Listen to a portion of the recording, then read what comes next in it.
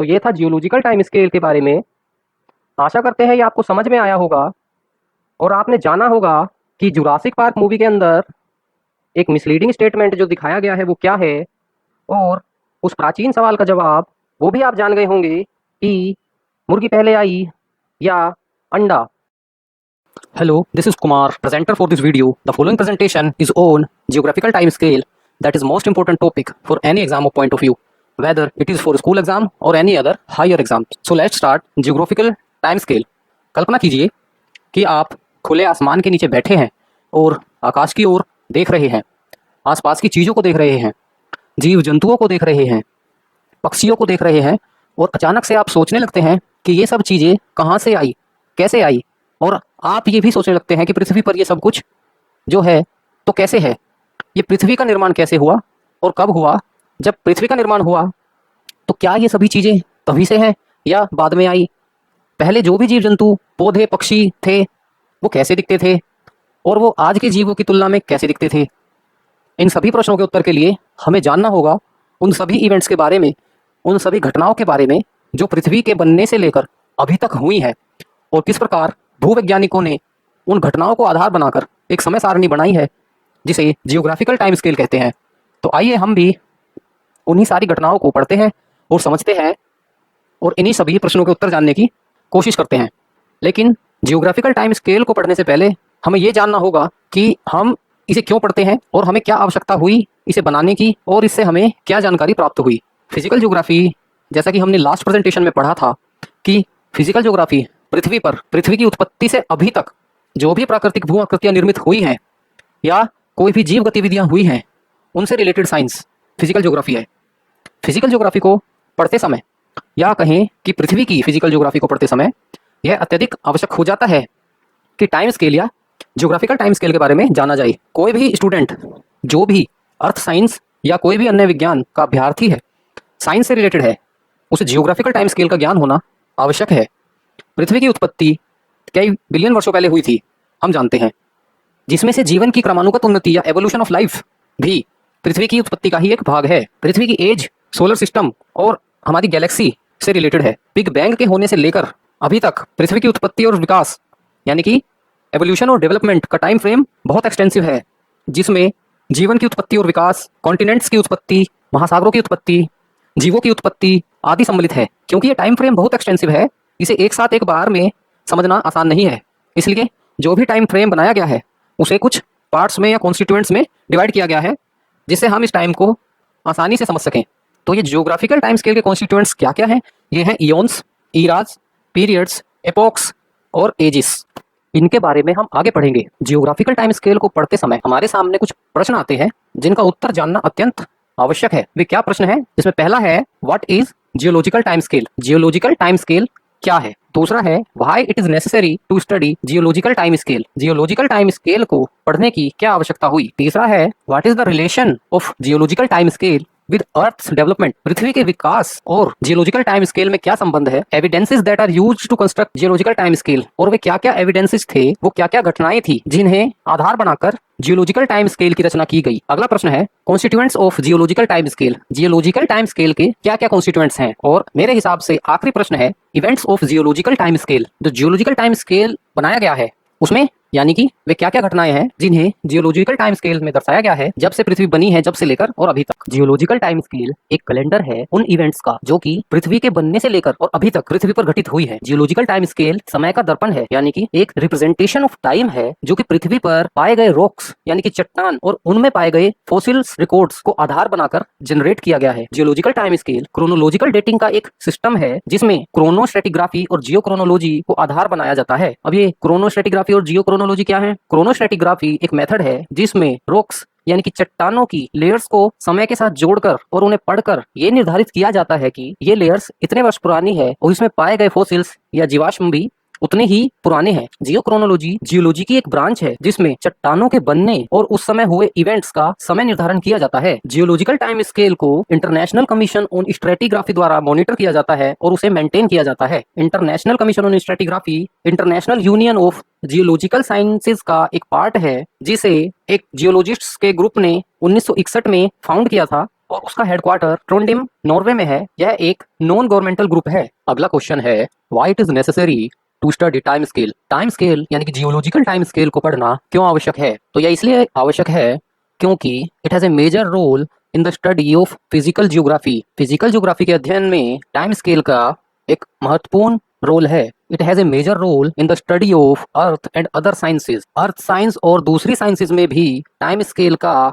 एक अत्यंत महत्वपूर्ण रोल है। It helps in understanding of development of earth. Geological time scale से हमें पृथ्वी के विकास और ये कैसे बनी इसको समझने में भी सहायता मिलती है। It helps in understanding of generation of life on earth. Geological time scale से हमें यह भी सहायता मिलती है कि हम ये जान सकें कि पृथ्वी पर जीवन की उत्पत्ति कैसे हुई। Helps in understanding of creation of landmarks on earth. Geological time scale से हमें यह भी सहायता मिलती है कि हम ये जानें कि पृथ्वी पर जो भी लैंडमार्क्स हैं, जैसे कि नदियां, पहाड़ आदि, इन सब की क्रिएशन कैसे हुई।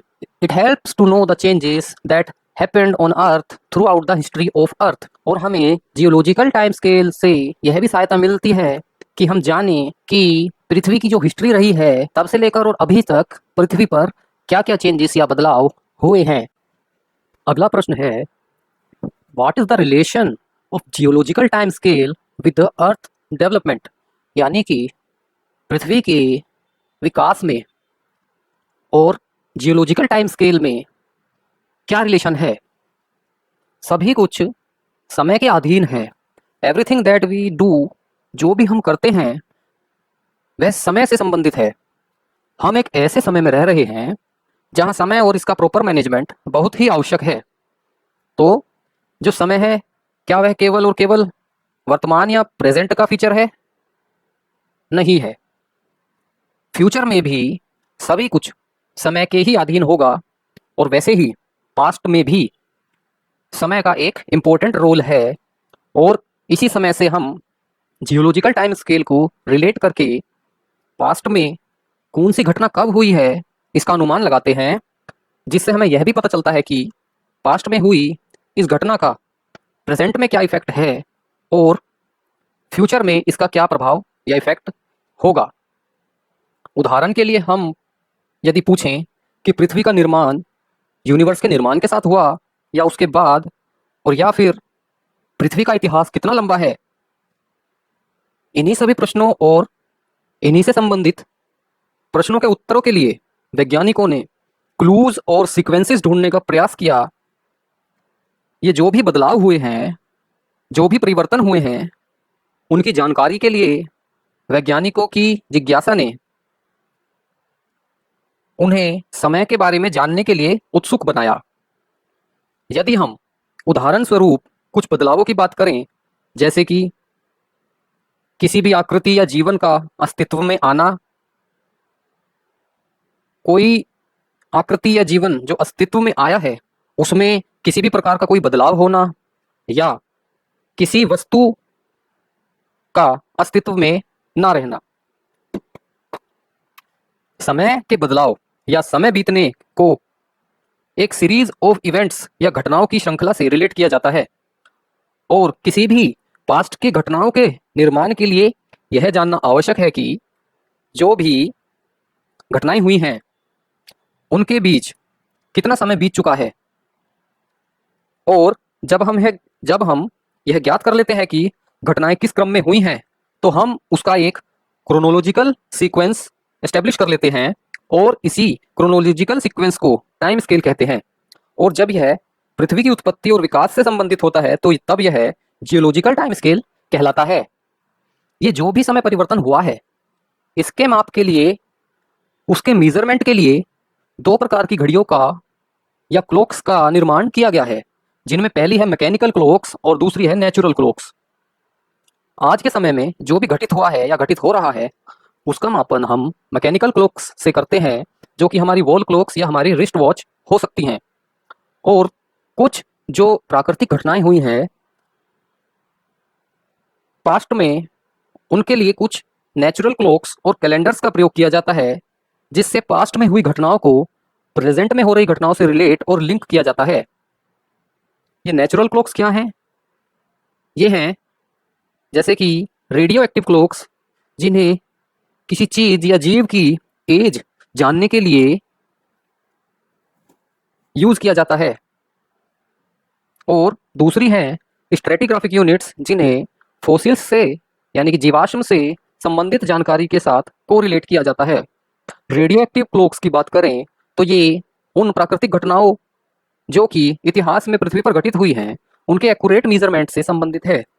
रेडियो एक्टिव डिसइंटीग्रेशन या रेडियो एक्टिव विघटन एक एक्यूरेट प्रोसीजर या फिनोमिना है जो कि प्रयोग किया जाता है पृथ्वी पर पाए जाने वाले नेचुरली ऑकरिंग मटेरियल्स की एज जानने के लिए। किसी भी रेडियो एक्टिव एलिमेंट की लाइफ को हाफ टाइम स्टैंडर्ड में एक्सप्रेस किया जाता है। हाफ टाइम किसी भी मटेरियल की ओरिजिनल अमाउंट या ओरिजिनल एज के आधे समय के बराबर होता है जिसमें वह मटेरियल ट्रांसफॉर्म हुआ है। यानी कि मान लीजिए यदि कोई मटेरियल जिसकी एज 100 ईयर्स है तो उसके ट्रांसफॉर्मेशन में, उसके बदलाव में जो 50 वर्ष बीते हैं उसमें उस दौरान क्या क्या परिवर्तन हुए हैं, और इस प्रक्रिया में कोई भी एनवायरमेंटल फैक्टर किसी भी प्रकार से कोई प्रभाव नहीं डालता है। इसलिए रेडियो एक्टिव क्लॉक्स का ये एक मेजर एडवांटेज है जिसके कारण इसे इस प्रकार की घटनाओं के मापन के लिए एक्सेप्ट किया गया है। इस मेथड के प्रयोग से पृथ्वी पर पाए गए रॉक्स या चट्टानों की एज का निर्धारण किया जाता है, उनकी उम्र का निर्धारण किया जाता है कि वे कितने पुराने हैं। दूसरा मेथड है स्ट्रेटिग्राफी या प्रिंसिपल ऑफ सुपरपोजिशन, जिसे फोसिल्स के साथ कोरिलेट किया जाता है। उदाहरण के लिए हम मान लेते हैं एक पुरानी चट्टान जो कि कई लेयर्स से बनी है।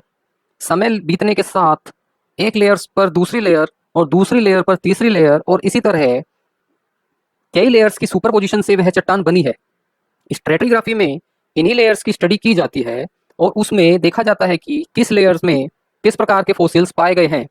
यानी कि जो लेयर सबसे नीचे है उसमें पाए गए फोसिल सबसे प्राचीन होंगे और सबसे ऊपर की लेयर में पाए गए फोसिल्स रिलेटिवली अन्य लेयर्स से नए होंगे। इन्हीं दोनों मेथड्स से इकट्ठा की गई जानकारी को कोरिलेट करके 1833 में और 1905 में जियोलॉजिकल टाइम स्केल का निर्माण किया गया। जियोलॉजिकल टाइम स्केल पृथ्वी की संपूर्ण हिस्ट्री का एक रेफरेंस स्केल है। इससे हमें यह सहायता मिलती है कि हम पृथ्वी की हिस्ट्री को इजी वर्केबल यूनिट्स में समझ सकें। इसी के आधार पर हमें यह पता चला कि पृथ्वी की एज 4.5 बिलियन ईयर्स या 4500 मिलियन ईयर्स है। जियोलॉजिकल टाइम स्केल को कुछ एविडेंसेस के आधार पर बनाया गया है जो कि हमें पृथ्वी की सतह से प्राप्त हुए हैं, जैसे कि field observations, fossils records, stratigraphic correlations, radio active dating और पैलियोमैग्नेटिक ओरिएंटेशंस। पहले जानते हैं फील्ड ऑब्जर्वेशंस क्या है। फील्ड ऑब्जर्वेशन सबसे पहला और प्राइमरी रोल होता है किसी भी प्रकार की रिसर्च के लिए। इसमें साइट ऑफ एक्शन या साइट ऑफ रिसर्च पर जाकर वहाँ सिंपल डायरेक्ट ऑब्जर्वेशंस की जाती हैं कि वह स्थान कैसा है, दूसरे स्थानों से वह किस प्रकार अलग है, वहाँ किस प्रकार के रॉक्स या चट्टानें हैं और किस प्रकार का नेचुरल एनवायरनमेंट है। उसके बाद उस स्थान की फोटोग्राफी की जाती है। फिर वहाँ चट्टानों की ड्रिलिंग करके फॉसिल्स को खोजा जाता है और उन फॉसिल्स की फोटोग्राफी की जाती है और फिर उन फॉसिल्स को फर्दर स्टडीज के लिए भेजा जाता है। फॉसिल्स की स्टडीज को पैलियोंटोलॉजी कहते हैं। नेक्स्ट पॉइंट है फॉसिल रिकॉर्ड्स, यानी कि जीवाश्म रिकॉर्ड। सभी फॉसिल्स जो कि खोजे गए हैं, खोजे जा रहे हैं या खोजे जाने हैं, उन्हें फॉसिल्स रिकॉर्ड कहा जाता है। फॉसिल्स की स्टडीज को पैलियोंटोलॉजी कहते हैं।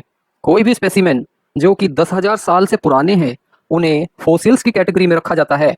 फॉसिल्स को documents of history of life भी कह सकते हैं। ये वो जीवन है जो कई हजार वर्षों पहले सेडिमेंट्री रॉक्स या चट्टानों में दबकर प्रिजर्व हो गया था और इन्हीं को खोजकर और स्टडी करके यह पता लगाया जाता है कि पहले का जीवन किस प्रकार का रहा होगा। स्ट्रेटिग्राफिक कोरिलेशंस और रेडियो एक्टिव को हम पहले ही समझ चुके हैं।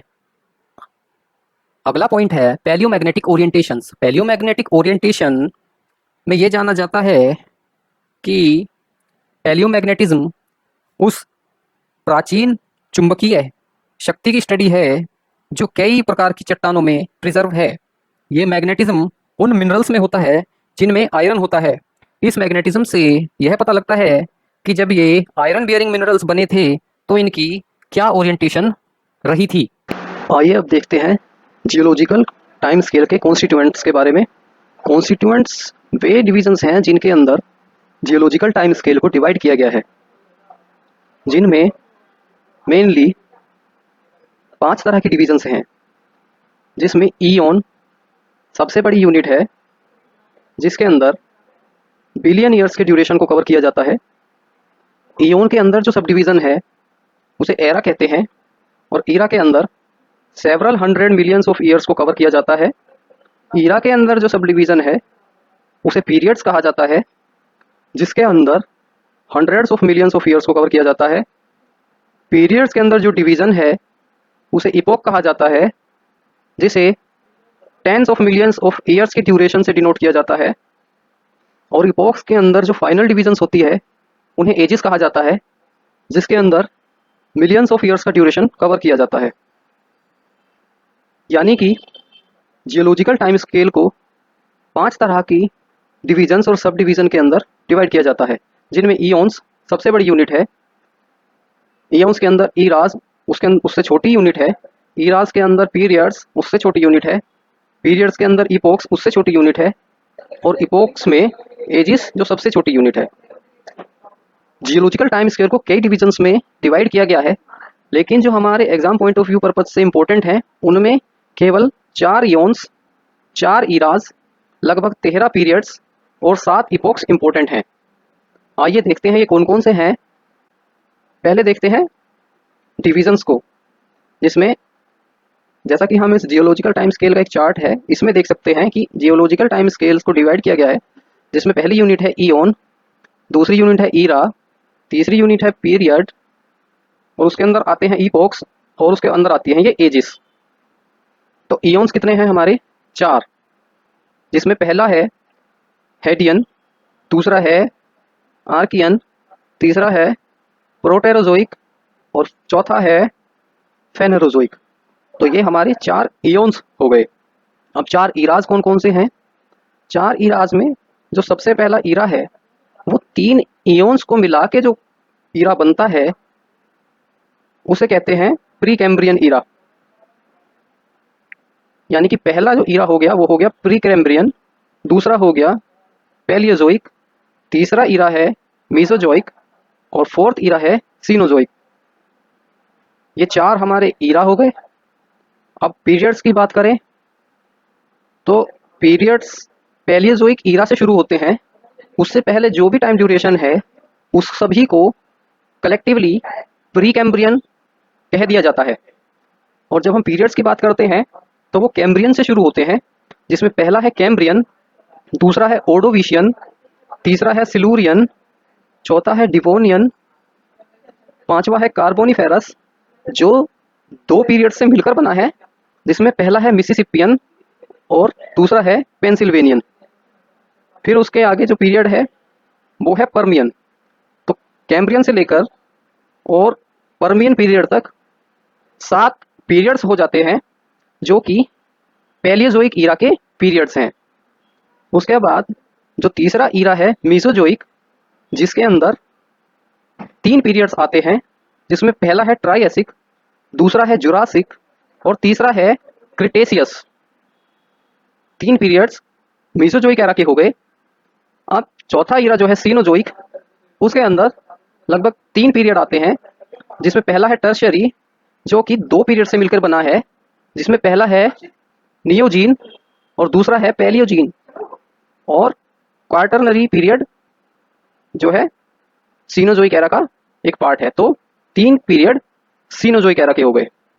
अब ये जियोलॉजिकल टाइम स्केल का डिटेल्ड व्यू है, जिसमें आप देख सकते हैं कि पहला ईरा है हेडियन, आर्कियन दूसरा है, तीसरा है प्रोटोजोइक, और इस सब को कलेक्टिवली हम प्री कैम्ब्रियन ईरा कह देते हैं।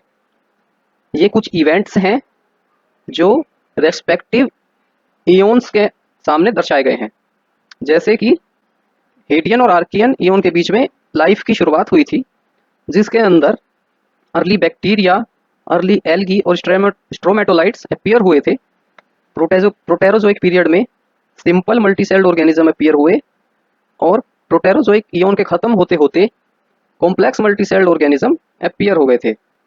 इन तीनों इयन्स को मिलाकर कलेक्टिवली प्री कैम्ब्रियन ईरा कहा जाता है। ये कैम्ब्रियन से पहले का ईरा है। इसको हम डिटेल में इसलिए नहीं पढ़ते हैं कि इसके अंदर कोई खास इवेंट्स नहीं हुए थे। खास इवेंट्स जो थे वो कैम्ब्रियन पीरियड से होना स्टार्ट हुए थे, क्योंकि उस वक्त कैम्ब्रियन एक्सप्लोजन नाम का एक इवेंट हुआ था, जिसमें जो है कई सारे इवेंट्स हुए थे, जैसे कि कई प्रकार के जीव अपीयर हो गए थे। कई प्रकार की और इवेंट्स भी कैम्ब्रियन पीरियड से शुरू हुए थे। अब हम जानते हैं कि जियोलॉजिकल टाइम स्केल का डिवीज़न किस प्रकार से किया गया है। जियोलॉजिकल टाइम स्केल को पढ़ते वक्त ये बहुत ज़रूरी हो जाता है कि आप अपने सामने एक जियोलॉजिकल टाइम स्केल का प्रिंट या कोई किताब रखें, जिससे कि जियोलॉजिकल टाइम स्केल को पढ़ते वक्त आप उनको इवेंट्स के साथ उनके पीरियड्स को, उनकी इराज को और उनके इयन्स को कोरिलेट कर पाएँ। तो जैसा कि हमने पढ़ा कि 4 इयन्स होते हैं, जिसमें पहला है हेडियन, दूसरा आर्कियन, तीसरा प्रोटेरोजोइक, और इन तीनों को कलेक्टिवली मिलाकर प्री कैम्ब्रियन ईरा कह दिया जाता है। और चौथा है फेनेरोजोइक इयन, जो कि कैम्ब्रियन एक्सप्लोजन के साथ स्टार्ट हुआ था। तो पहले जानते हैं प्री कैम्ब्रियन ईरा के बारे में। प्री कैम्ब्रियन ईरा पृथ्वी का सबसे पुराना ईरा है। ये पीरियड उस समय का है जब से पृथ्वी का निर्माण हुआ, यानी कि 4.6 बिलियन ईयर्स या फिर 4600 मिलियन ईयर्स एगो। ये लगभग अभी तक की टाइम ड्यूरेशन का, यानी कि जब से पृथ्वी बनी है और अभी तक, प्री कैम्ब्रियन ईरा उस समय का 88% कंस्टिट्यूट करता है।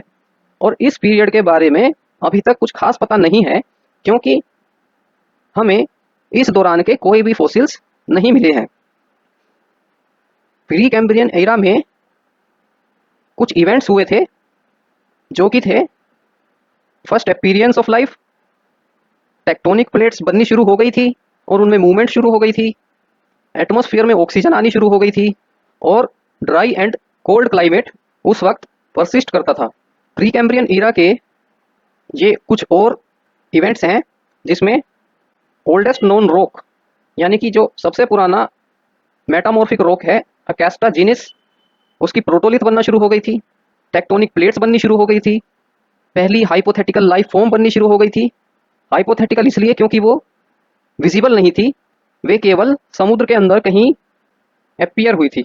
और सबसे पुराना मिनरल जिरकोन उस वक्त बना होगा, उस वक्त मून बना होगा, और उस वक्त अर्थ बनी थी, और जो एस्टेरॉइड्स और कोमेट्स थे उन्होंने धरती पर पानी लाया था। प्री कैम्ब्रियन ईरा का ड्यूरेशन 4600 मिलियन ईयर्स एगो से 541 मिलियन ईयर्स तक था, जब तक कि कैम्ब्रियन एक्सप्लोजन नहीं हो गया था। प्री कैम्ब्रियन ईरा को 3 इयन्स या 3 ईरा से डिनोट किया जाता है, जिसमें पहला है हेडियन, दूसरा है आर्कियन और तीसरा है प्रोटेरोजोइक। तो आइए पहले जानते हैं हेडियन इयन के बारे में। हेडियन समय या हेडियन इयन पृथ्वी के फायरी फॉर्मेशन का समय है, क्योंकि ग्रह पिघली हुई अवस्था में था, यानी कि मोल्टन स्टेट में था। इस समय की कोई भी चट्टान नहीं पाई गई है। यह पृथ्वी के जन्म का समय था। पृथ्वी के इतिहास के इस पीरियड को आमतौर पर अत्यधिक गर्मी और अस्थिर गुरुत्वाकर्षण, या कहें कि अनस्टेबल ग्रेविटेशनल कोलैप्स का अशांत समय माना गया है। इसका नाम उन छवियों से मिला है जिन्हें हम आमतौर पर माइथोलॉजिकल स्टोरीज में पाताल लोक कहते हैं। हेडियन काल में या हेडियन इयन में सौरमंडल धूल और गैसों के एक स्पिनिंग क्लाउड से बन रहा था, जिसे अभिवृद्धि डिस्क या एक्रीशन डिस्क कहते हैं। डिस्क के केंद्र में हैवी पार्टिकल्स ग्रेविटेशनल फोर्स के माध्यम से एक साथ आते गए और एक न्यूक्लियर फ्यूजन ने इसे लाइट और हीट में जलाकर एक ब्राइट बॉल या चमकीले गोले में बदल दिया। यह हमारे सूर्य का जन्म था, लेकिन सोलर पार्टिकल्स ही एकमात्र कण नहीं थे जो एक्रीशन डिस्क में मौजूद थे। अन्य कण भी थे जिन्होंने एक साथ मिलकर माइक्रो प्लैनेट्स, बड़े ग्रहों और हमारे सौर मंडल के ग्रहों का निर्माण किया। वैज्ञानिकों का यह भी मानना है कि विकास के इस चरण में पृथ्वी और अन्य ग्रह भी मोल्टन स्टेट में होंगे। जैसे ही पृथ्वी ठंडी होने लगी थी, भारी पिघला हुआ लोहा अर्थ के कोर में डूब गया, जबकि हल्की चट्टानें सतह पर ऊपर उठी, ठंडी हुई और क्रस्ट बन गई। अब तक की सबसे पुरानी ज्ञात पृथ्वी चट्टानें लगभग 3.8 बिलियन ईयर्स पुरानी है, जबकि मीटियोर्स और लूनर रॉक्स लगभग 4.5 बिलियन ईयर्स पुरानी पाई गई हैं। ठोस चट्टानों के निर्माण के साथ पृथ्वी का भूवैज्ञानिक इतिहास या जियोलॉजिकल हिस्ट्री शुरू हुआ। हेडियन ईयन के लिए जो टाइम पीरियड है वो 4.6 बिलियन ईयर्स से 4 बिलियन ईयर्स है। ये कुछ इवेंट्स हैं जो प्री कैम्ब्रियन ईरा में हुए थे। हमने सभी स्लाइड्स के अंदर उनके रेस्पेक्टिव पीरियड्स में हुई इवेंट्स को दर्शाया गया है और उनमें से जो कुछ इवेंट्स मुख्य रूप से हुए थे उन्हें हाईलाइट किया गया है। हम इस प्रेजेंटेशन में एक स्टोरी के माध्यम से आपको बताएंगे कि पृथ्वी के जन्म से लेकर और अभी तक क्या क्या इवेंट्स हुई हैं, और बाकी की चीज़ें या बाकी के इवेंट्स आप स्लाइड्स में से देख पाएंगे। दूसरा इयॉन है आर्कियन इयॉन। आर्कियन इयॉन में पृथ्वी की क्रस्ट जम जाती है, महासागर बनते हैं और टेक्टोनिक गतिविधि शुरू हो जाती है और पहला प्रोकैरियोटिक जीवन उभरता है जिसे स्ट्रोमेटोलाइट्स कहा जाता है। यह महाद्वीप निर्माण का समय था या कॉन्टिनेंट बिल्डिंग का समय था और प्रारंभिक जीवन या फर्स्ट स्टेज ऑफ लाइफ या अर्ली लाइफ का समय था। ये थी प्रोकैरियोट्स की। आर्कियन इयॉन के दौरान महाद्वीपों का निर्माण संभवतः प्राचीन महासागरों के नीचे लावा प्रवाह के रूप में शुरू हुआ था। आर्कियन इयॉन में माहौल आज के जैसा नहीं था। उसमें ऑक्सीजन नहीं थी, इसके बजाय इसमें हाइड्रोजन, मीथेन और अमोनिया भरा हुआ था। इस तरह के वातावरण को रिड्यूसिंग एटमॉस्फेयर कहा जाता है। यह उस तरह का वातावरण है जो पहले के जीवन या अर्ली लाइफ को सपोर्ट कर सकता था, क्योंकि ये सभी अर्ली ऑर्गेनिज्म एनारोबिक थे। उस समय मौजूद एक और प्रकार के बैक्टीरिया जो कि साइनोबैक्टीरिया थे। इन बैक्टीरिया में बहुत मजबूत सेल वॉल थी और एंशियंट सेडिमेंट्स में परतें बनाने की क्षमता थी। इन संरचनाओं को स्ट्रेमेटोलाइट्स कहा जाता है। यह लगभग 2.3 बिलियन ईयर्स पुराना है। हालांकि कैम्ब्रियन पीरियड अपने लाइफ एक्सप्लोजन के साथ आमतौर पर पैलियोजोइक ईरा और हमारे ग्रह पर जीवन की शुरुआत का प्रतीक है। फिर भी ऐसे कई संकेत मिलते हैं कि जीवन की तैयारी और इसके शुरुआती रूप या अर्ली लाइफ या आर्कियन इयॉन के दौरान से ही चल रहे थे। अर्ली लाइफ फॉर्म्स एनारोबिक थी। ये ऐसे रूप हैं जो अस्तित्व में रहने के लिए ऑक्सीजन का उपयोग नहीं करते थे। हमारी आधुनिक दुनिया में एनारोबिक ऑर्गेनिज्म वे हैं जो फर्मेंटेशन की प्रक्रिया में काम करते हैं। ये जीव या अर्ली ऑर्गेनिज्म ऑर्गेनिक मैटर या दूसरे एनारोब्स पर डिपेंडेंट रहते थे अपने भोजन के लिए। इस प्रकार हम कह सकते हैं कि आजकल के जो फंजाई हैं या कवक हैं, यह उनकी तरह हेटेरोट्रोप्स थे, ऑर्गेनिक मैटर पर फीड करते थे। एंशियंट हेटेरोट्रोफ जैसे फंजाई ऑर्गेनिक मैटर की उपस्थिति पर निर्भर थे और इसलिए कार्बनिक पदार्थों का सेवन करते थे, और जब ऑर्गेनिक मैटर नहीं मिल पाता था तो वे नष्ट हो जाते थे। इसी समय ऑटोट्रोफ्स दिखाई दिए। ये नए जीव सूर्य की एनर्जी पर डिपेंडेंट थे। वे मॉडर्न ब्लू ग्रीन एल्गी के पूर्ववर्ती यानी कि एंसेस्टर्स थे और वे भी साइनोबैक्टीरिया थे जिन्होंने स्ट्रोमेटोलाइट्स का फॉर्मेशन किया था। प्रीकैम्ब्रियन इयॉन में लास्ट इयॉन है प्रोटेरोजोइक इयॉन। प्रोटेरोजोइक इयॉन ग्रह पृथ्वी पर जीवन के विकास का एक रोमांचक समय रहा था। हेडियन इयॉन की फॉर्मेशन प्रोसेस, क्रस्ट का ठंडा होना और आर्कियन इयॉन्स के ओशंस के नीचे प्लेटों का निर्माण जो अभी भी पिघले हुए मेंटल यानी कि मोल्टन मेंटल पर तैरती थी। ये मूविंग प्लेट्स थी जिन्हें अब हम प्लेट टेक्टोनिक्स कहते हैं। इन्हीं से कॉन्टिनेंट्स के बनने की शुरुआत हुई। ये प्लेट्स हमारे आधुनिक समय की प्लेटों की तुलना में बहुत अलग तरह के मैग्मा पर टिकी हुई थी। प्लेटें छोटी और पतली थी और मैग्मा अधिक गर्म था। मैग्मा के अधिक गर्म होने के कारण वह मैग्मा आज की तुलना में अधिक तरल या मोर लिक्विड था। इसलिए संभवतः कॉन्टिनेंटल मूवमेंट कंपैरेटिवली तेज थी, जिससे उनमें यानी कि टेक्टोनिक प्लेट्स में टकराव होते रहते थे और फ्रैक्चर्स होते रहते थे। इसी मूवमेंट के कारण सभी प्लेट्स एक साथ आईं और एक सिंगल सुपर कॉन्टिनेंट का निर्माण हुआ जिसे रोडिनिया कहा जाता है। रोडिनिया के सेंटर में उत्तरी अमेरिका था, जिसे लोरेंसिया कहा जाता था। आर्कियन समुद्रों में बनने वाले प्रारंभिक जीवन मुख्य रूप से एनरोबिक थे। उन्होंने जीने के लिए ऑक्सीजन की आवश्यकता नहीं थी। इनमें से कई बैक्टीरिया के लिए ऑक्सीजन घातक थी। जैसे ही ऑटोट्रोफ्स आए, यानी कि साइनोबैक्टीरिया और शुरुआती पौधे, वे प्रचुर मात्रा में बढ़े और अधिक से अधिक ऑक्सीजन का निर्माण करने लगे, जिससे एनारोबिक बैक्टीरिया के लिए कई आवास कम और कम होते गए, क्योंकि ऑक्सीजन उनके लिए अच्छी नहीं थी। और इसी प्रोसेस ने नया जीवन संभव बनाया। यह नया जीवन यूकैरियोट्स था। ये एकल कोशिका वाले जीव थे। इन कोशिकाओं में एक केंद्रक होता था। वे प्रोकैरियोट्स से बड़े थे और उन्होंने ऊर्जा के लिए ऑक्सीजन का इस्तेमाल किया। आखिरकार यूकैरियोट्स की शुरुआत ने लिविंग ऑर्गेनिजम्स को दूसरे यूकैरियोट सेल्स के साथ ग्रुप बनाना सीख लिया था। प्रो, प्रोटेरोजोइक इयोन्स के अंत तक मल्टीसेल्ड एल्गी और पहले मल्टीसेल्ड एनिमल्स अपीयर हो गए थे। लगभग 4 बिलियन वर्षों तक प्रोकैरियोट बैक्टीरिया में बहुत कम बदलाव हुए।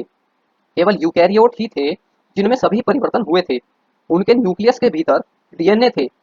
वे माइटोसिस द्वारा प्रोकैरियोट्स की तरह विभाजित हो सकते थे और वे अन्य यूकैरियोटिक सेल्स के साथ जुड़ सकते थे और क्रोमोसोमल शेयरिंग कर सकते थे, जिससे नए जीवों में अंतहीन विविधता या एंडलेस डाइवर्सिफिकेशन पैदा हुई। प्रोटेरोजोइक इयोन के एंड में पृथ्वी का हिमयुग या आइस एज था। लगभग सारी पृथ्वी जम गई थी। इसे स्नोबॉल अर्थ या फ्रोजन स्लशबॉल अर्थ कहा जाता था। इस समय को क्रायोजेनिक कहा जाता है। इसके पीछे सिद्धांत यह है कि वातावरण में कार्बन डाइऑक्साइड की जगह इतनी अधिक ऑक्सीजन थी कि भूमध्य रेखा पर भी तापमान गिरकर जमने लगा था। लगभग 635 मिलियन वर्ष पहले पृथ्वी गर्म होनी स्टार्ट हुई। यह एक नए युग की सुबह थी। इस समय को एडियाकरण पीरियड कहा जाता है। इसमें पाए गए जीवों को एडियाकरण बायोटा कहा जाता था। एडियाकरण पीरियड के अंत और प्रेटोरिजोइक इयोन के अंत ने पैलियोजोइक ईरा और कैम्ब्रियन विस्फोट की शुरुआत को चिन्हित किया। आइए अब जानते हैं फेनोरोजोइक इयोन के बारे में।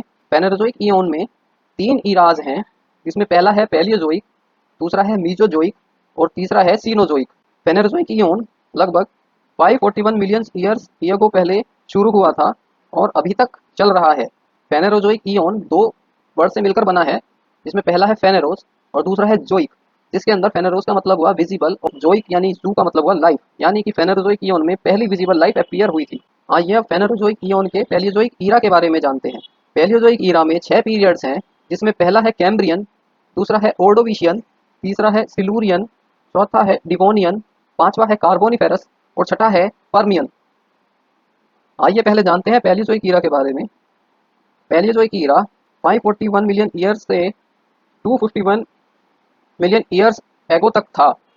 कैम्ब्रियन एक्सप्लोजन से लेकर पर्मियन एक्सटिंक्शन होने तक पृथ्वी और उस पर जीवन के लिए 290 मिलियन ईयर्स का नाटकीय परिवर्तन था पैलियोजोइक ईरा। पैलियोजोइक ईरा में 6 जियोलॉजिकल पीरियड्स हैं, जिनमें से प्रत्येक की अपनी जलवायु, भूगोल, पौधे और जानवर हैं। यह कैम्ब्रियन और लाइफ फॉर्म्स के विस्फोट या एक्सप्लोजन से शुरू होता है, जो कि जीवन का अब तक का सबसे बड़ा विविधीकरण या डाइवर्सिफिकेशन है। यह ईरा ग्रेट पर्मियन एक्सटिंक्शन होने के साथ समाप्त होता है, जो कि अब तक की सबसे बड़ी एक्सटिंक्शन इवेंट है। कैम्ब्रियन पीरियड से पहले भी निश्चित रूप से जीवन था। कई कॉम्प्लेक्स लाइफ फॉर्म्स भी थी। लेट प्री कैम्ब्रियन टाइम में एक पीरियड थी जिसे एडियाकरण कहा जाता है। एडियाकरण फॉसिल्स में एक स्पेशल फीचर्स यह था कि फॉसिल्स बनाने के लिए शरीर के कोई कठोर अंग नहीं थे, ये केवल सॉफ्ट टिश्यू से बने थे। यह फीचर उन्हें दुर्लभ बनाता है। 2 मूल प्रकार के बैक्टीरिया हेटेरोट्रोफ और ऑटोट्रोफ थे।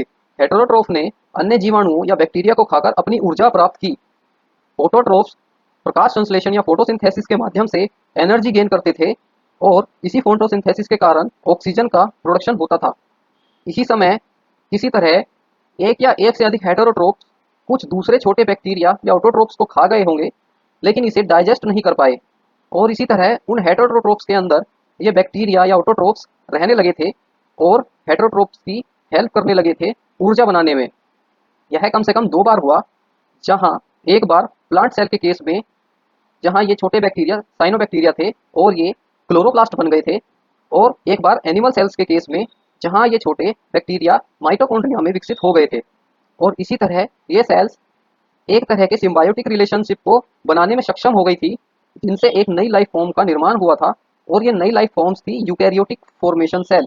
इन नई कोशिकाओं ने सीखा कि कैसे स्पेशलाइज्ड टास्क को करने के लिए एक साथ जुड़ना है।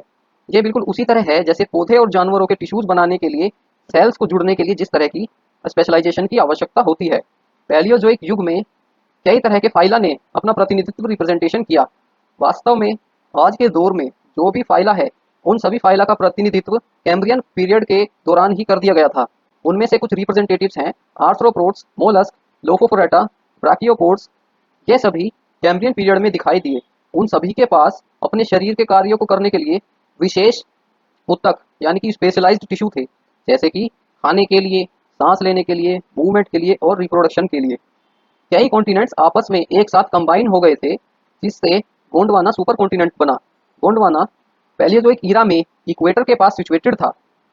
पैलियोजोइक ईरा में जलवायु भी काफी कंसिस्टेंट थी, ना ही अधिक ठंडी और ना ही अधिक गर्म।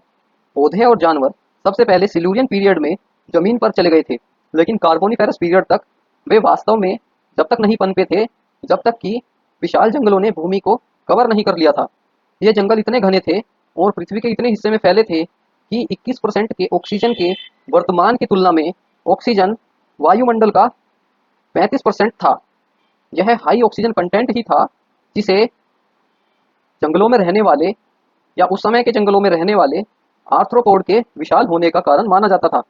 जैसे कि मैग्नेउरा नाम का एक ड्रैगन फ्लाई जिसके पंखों का फैलाव 70 सेंटीमीटर तक था, और आर्थोप्ल्यूरा नाम के एक सेंटीपीड की लंबाई जब लगभग 1.8 मीटर तक की थी। और उस समय के जो विशाल स्कॉर्पियंस थे वे 50 सेंटीमीटर से अधिक लंबे हो गए थे। निश्चित रूप से उस समय बड़े आकार के कीड़ों की बहुतायत थी। हाई ऑक्सीजन कंटेंट ने एम्फीबियंस के लिए जीवन आसान बना दिया था, जो कि कार्बोनिफेरस अवधि के दौरान पानी छोड़कर लैंड पर आ गए थे। टेट्रापोड नाम के ये 4 पैर वाले जीव पानी के किनारे पर रहते थे। टेट्रापोड कई अलग अलग रूपों को विकसित करने में बहुत सफल रहे थे, जिनमें से कुछ लंबाई में 2 मीटर से अधिक बड़े हो गए थे। वे कार्बोनिफेरस पीरियड की झीलों, नदियों और दलदलों में प्रमुख जीवन बन गए थे। पहले रेप्टाइल्स लेट कार्बोनिफेरस पीरियड में दिखाई दिए, लेकिन उन्होंने पैलियोजोइक ईरा के दौरान कोई महत्वपूर्ण भूमिका नहीं निभाई।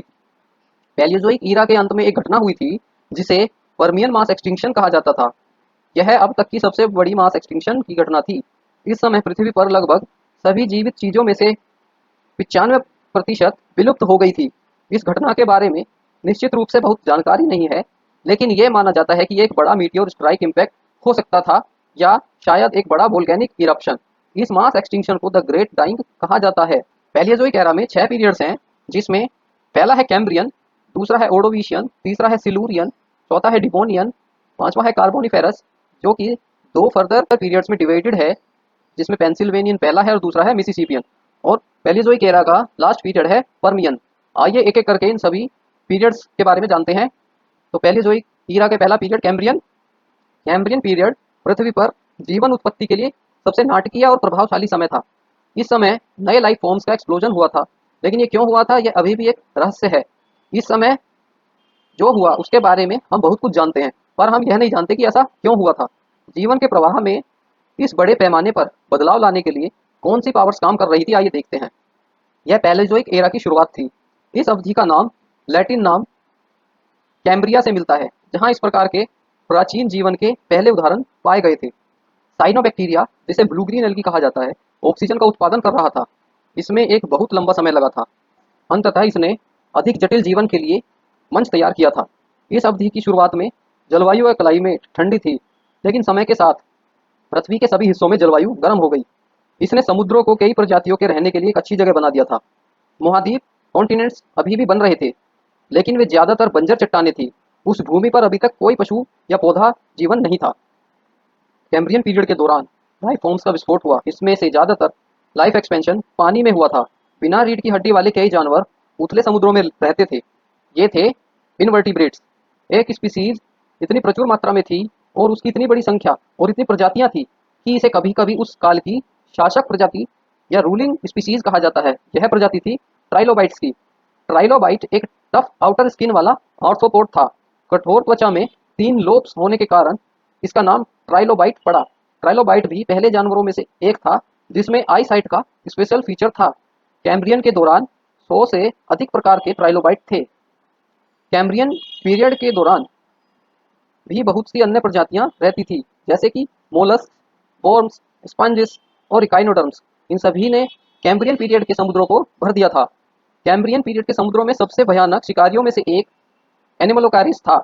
इस जानवर के पास एक आर्थ्रोपोड की तरह एक एक्सोस्केलेटन था, लेकिन इसमें जॉइंटेड लेग्स नहीं थे जो इसे एक ट्रू आर्थ्रोपोड बना सके। यह बड़ा जानवर ट्राइलोबाइट्स और अन्य आर्थ्रोपोड्स, कीड़े मकोड़े और मोलस्क पर फीड करता था। कैम्ब्रियन पीरियड के समुद्रों में स्पंजेस भी उगाए थे। ये जानवर अपने पूरे शरीर में छोटे छोटे होल्स या छिद्रों के कारण फाइलम पोरीफेरा से संबंधित हैं। कैम्ब्रियन पीरियड के अंत में तापमान में गिरावट आने पर कई स्पंजेस विलुप्त या एक्सटिंक्ट हो गए थे। कैम्ब्रियन समुद्र में रहने वाले कई जीवों ने शरीर के बाहरी हिस्सों को ढकने के लिए हार्ड स्ट्रक्चर्स डेवलप कर लिए थे, जैसे कि हार्ड शेल्स, स्केल्स और स्पाइक्स। उनमें से एक जीव था वाइवेक्सिया।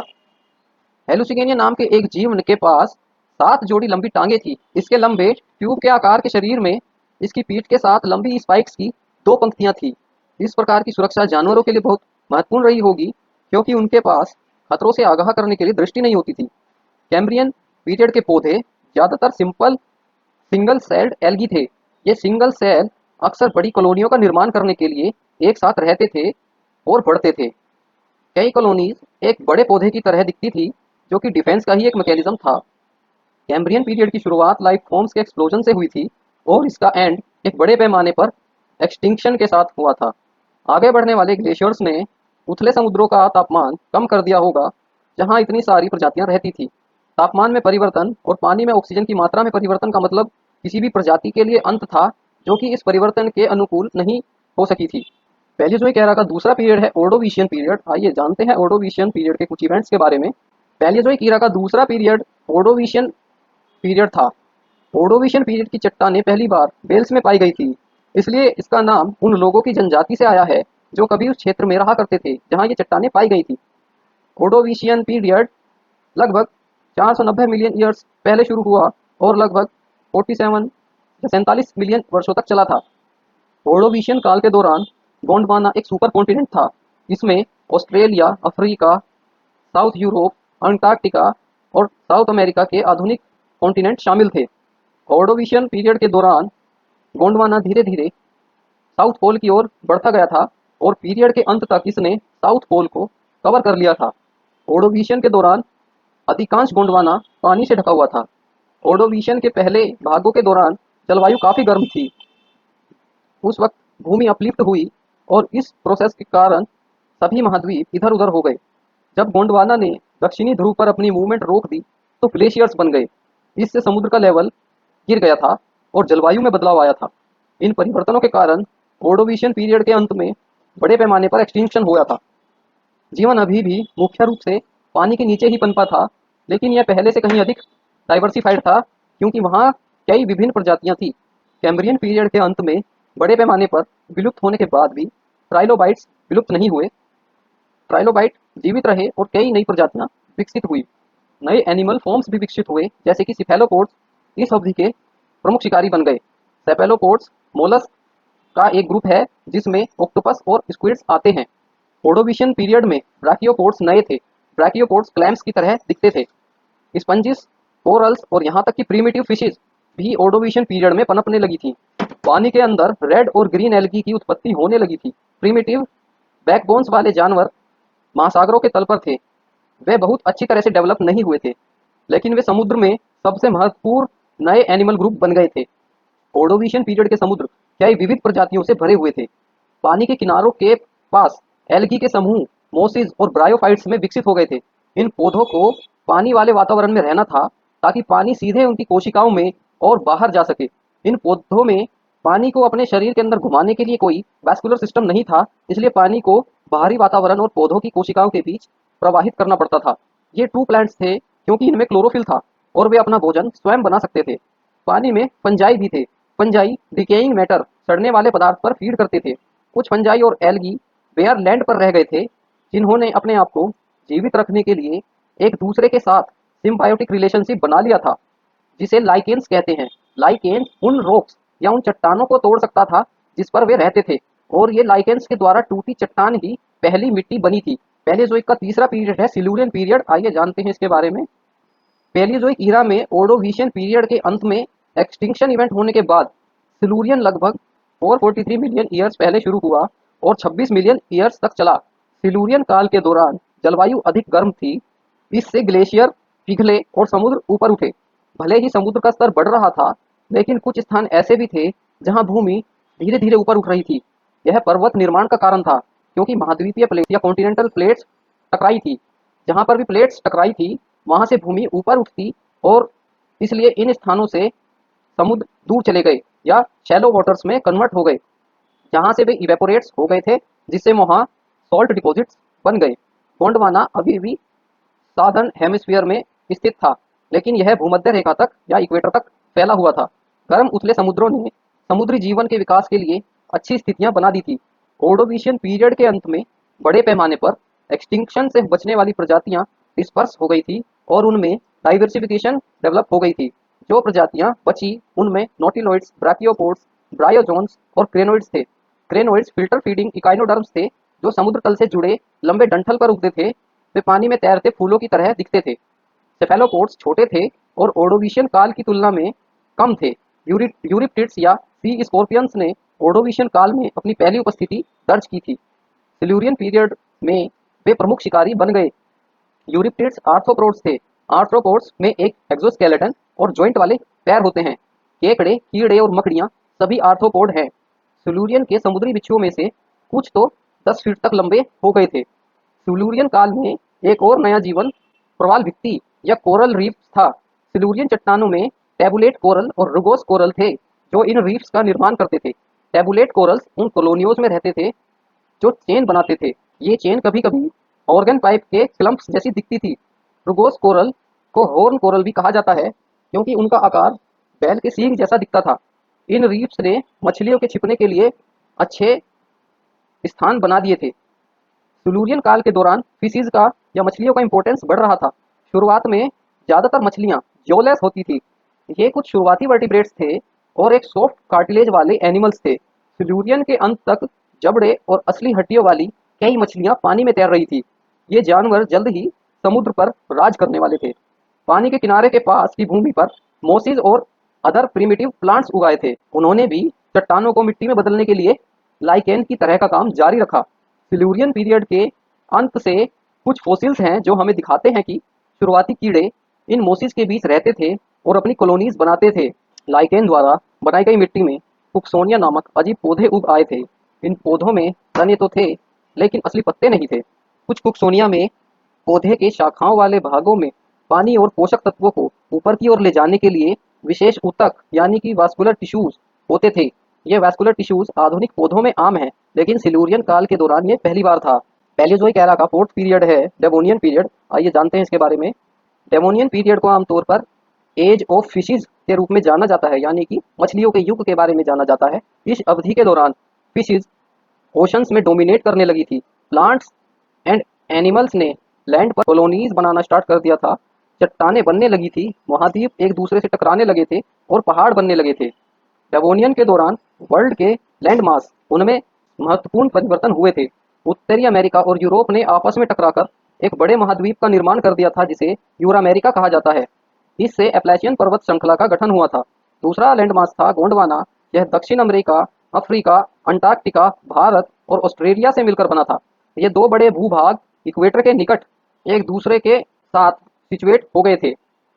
डेवोनियन पीरियड के दौरान दोनों महाद्वीप एक दूसरे की ओर बढ़ रहे थे। दो महाद्वीपों के बीच का जलमार्ग एक सबडक्शन जोन को कवर कर रहा था। यह सबडक्शन जोन एक ऐसा क्षेत्र है जहां एक प्लेट एक दूसरे के नीचे मूवमेंट कर रही होती है। अंततः इसका मतलब होने वाला था कि दोनों महाद्वीप पर्मियन काल में सुपर कॉन्टिनेंट पेंजिया बनाने के लिए टकराने वाले थे। इन लैंडमास के भूमध्य रेखा के इतने करीब होने का मतलब था कि डेवोनियन की जलवायु गर्म थी। गर्म तापमान ने भूमि पर जीवन को विशेष रूप से पौधों के लिए अच्छा बना दिया था। प्लांट्स ने जड़ों और पत्तियों के माध्यम से पानी और भोजन ले जाने के लिए वास्कुलर टिश्यूज विकसित कर लिए थे, और इसमें भी सबसे महत्वपूर्ण विकास जो था वह था बीज यानी कि सीड्स। अब पौधे अपने फैलाव के लिए पानी की उपस्थिति पर निर्भर नहीं रहे थे। प्लांट्स जो कि केवल पानी के पास तक ही सीमित थे, अब वे जमीन पर आगे बढ़ सकते थे।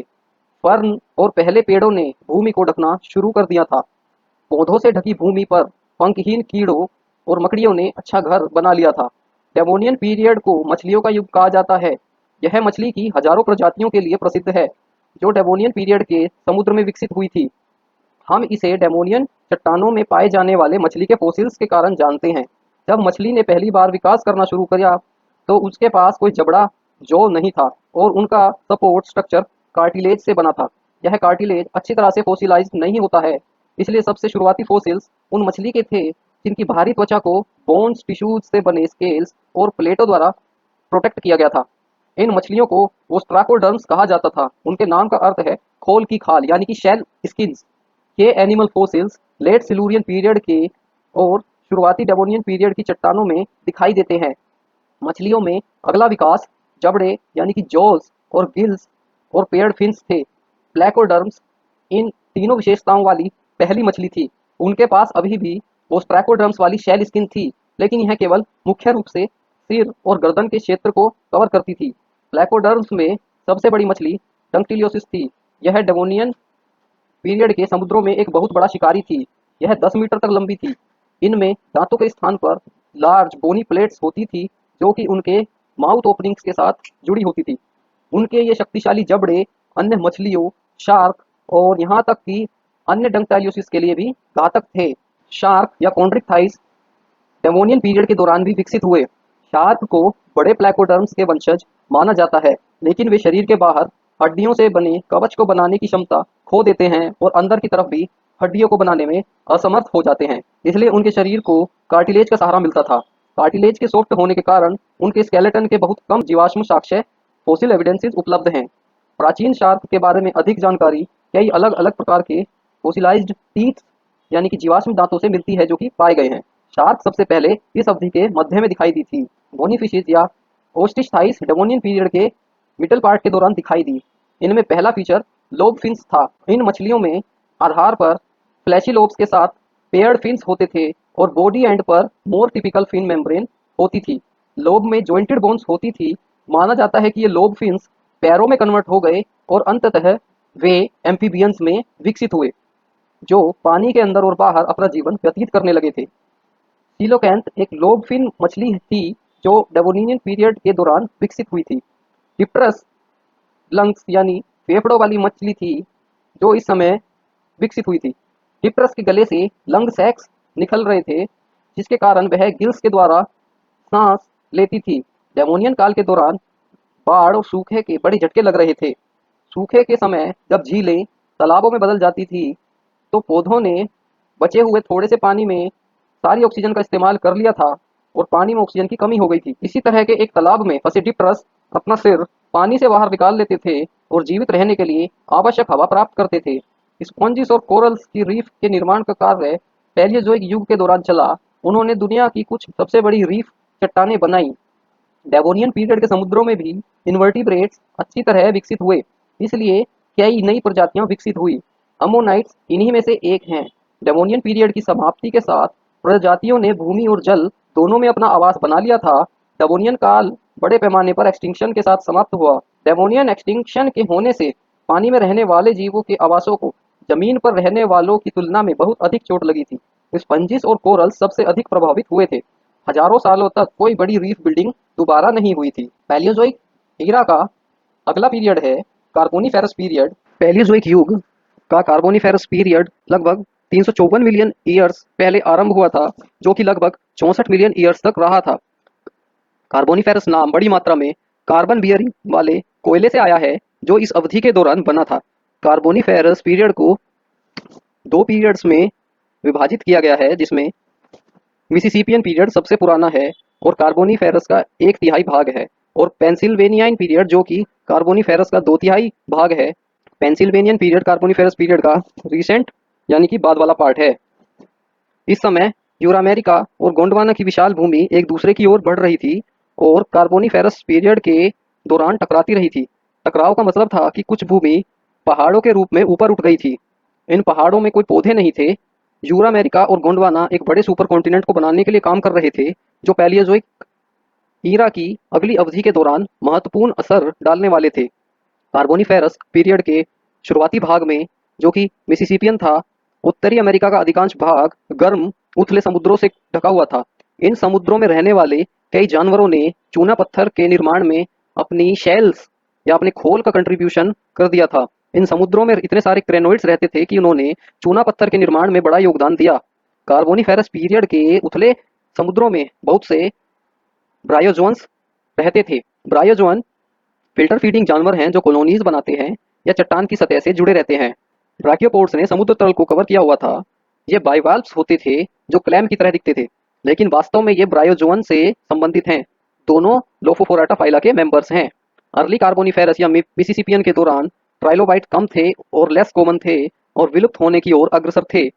प्लेकोडर्म या आर्मर्ड फिशेस जिन्होंने डेवोनियन पीरियड के समुद्रों पर शासन किया था, डेवोनियन पीरियड के अंत के साथ विलुप्त हो गई थी और उन प्लेकोडर्म्स की जगह ऐसी मछलियों ने ले ली थी जो हमारी आधुनिक मछली की तरह दिखती थी। लेट कार्बोनिफेरस पीरियड के दौरान मछलियों और शार्क की कई प्रजातियों का विकास हुआ था। मिडल और लेट कार्बोनिफेरस पीरियड में भूमि पानी के ऊपर उठ रही थी। पहला कारण ये कि कुछ भूभाग एक दूसरे की ओर बढ़ने और टकराने लगे थे, जिससे भूमि को ऊपर की ओर पुश कर दिया गया था, और दूसरा कारण ये था कि पृथ्वी की क्रस्ट मोटी होने लगी थी, थिक होने लगी थी। इस समय अधिकांश भूमि हवा के संपर्क में थी, यानी कि एक्सपोज्ड टू एयर थी। पौधे और जानवरों दोनों को बदलते आवास के अनुकूल होना पड़ा था। ग्लेशियर्स द्वारा लाए गए सूखे, हालांकि उनकी अवधि छोटी थी, उस सूखे ने उथले समुद्रों या शैलो सीज में रहने वाले इन्वर्टिब्रेट्स को बड़े पैमाने पर विलुप्त कर दिया था। शैलो सीज जो थे वे ओशन और ड्राई लैंड के बीच में थे, जो कि दलदल बन गए थे। इस अवधि की गर्म और आर्द्र जलवायु यानी कि ह्यूमिड क्लाइमेट और दलदली परिस्थितियों में नए पौधे विकसित हुए। मिडल कार्बोनिफेरस पीरियड के दलदलों में छाल वाले पेड़ और विशाल फर्न वाले पेड़ उग आए थे।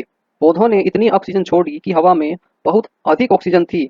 इस बढ़ी ऑक्सीजन ने पौधों और जानवरों को उन आकारों तक पहुंचने की अनुमति दी जो आज के वातावरण में संभव नहीं है।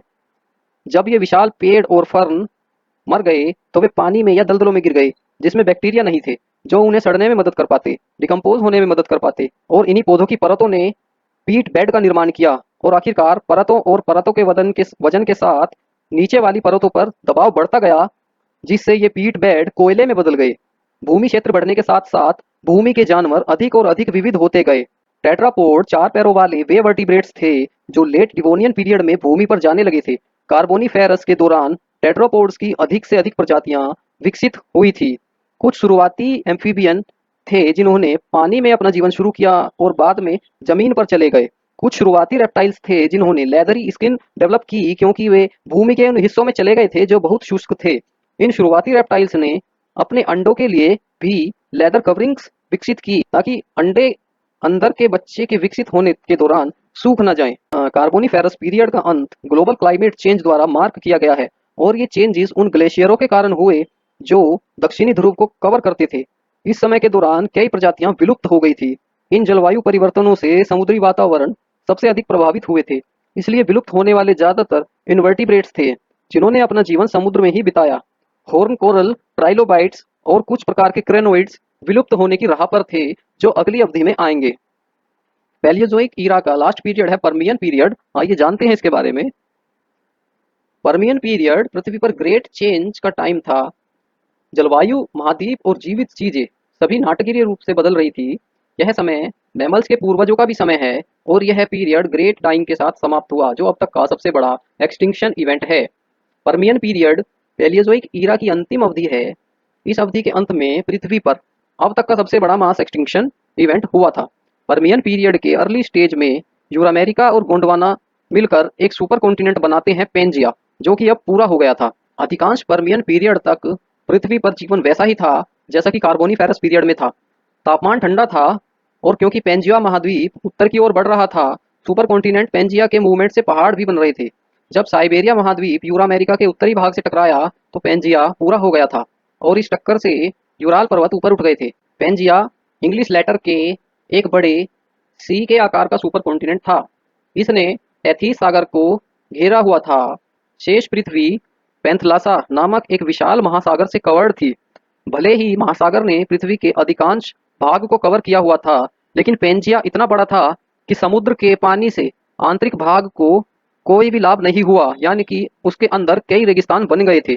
पेंजिया के केंद्र में ऐसे स्थान थे जहां तापमान बहुत ठंडे से बहुत गर्म में बदलता चला गया।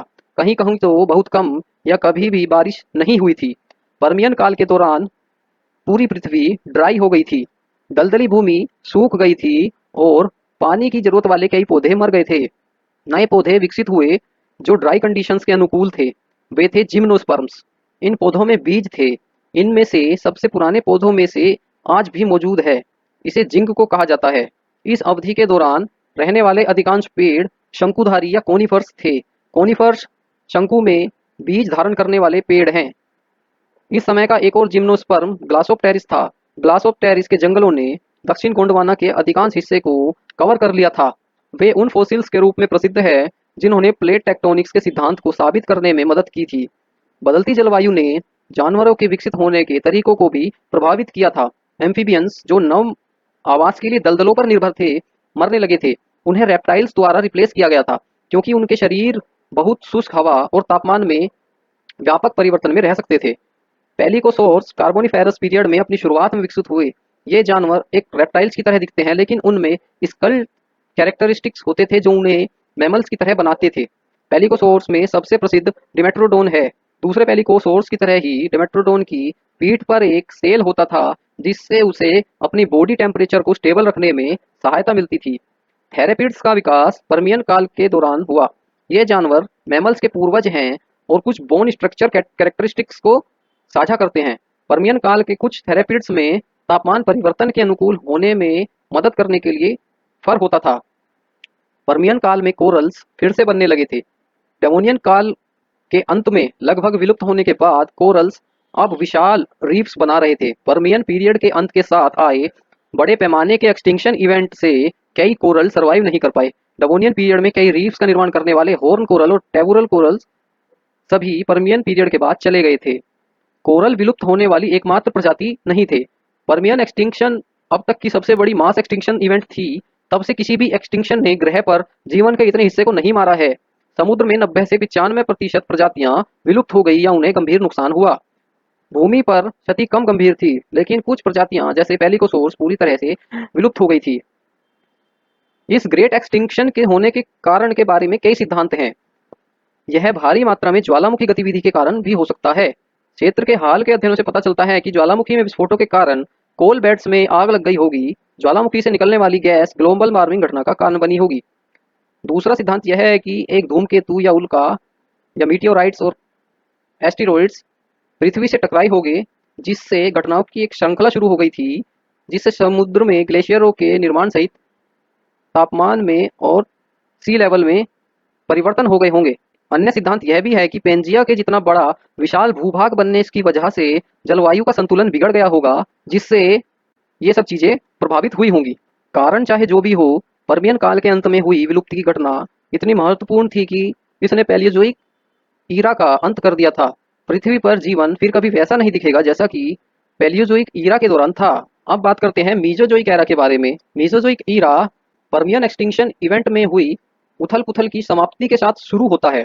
पर्मियन पीरियड के अंत में एक बड़े पैमाने पर एक्सटिंक्शन होने ने जीवन की अधिकांश प्रजातियों को समाप्त कर दिया था जो पूरे पैलियोजोइक ईरा में मौजूद थी। मीजोजोइक एरा को कभी कभी डायनासोर का युग भी कहा जाता है, क्योंकि इस युग में डायनासोर और रेप्टाइल्स का वर्चस्व स्थापित हो गया था। और केवल यही नहीं, मीजोजोइक के 3 पीरियड्स के दौरान और भी बहुत कुछ हुआ था। मीजोजोइक युग में पेंजिया सुपर कॉन्टिनेंट का निर्माण हो चुका था। यह मोटे तौर पर इंग्लिश के लेटर सी के आकार का था और इसमें पृथ्वी की अधिकांश भूमि शामिल थी।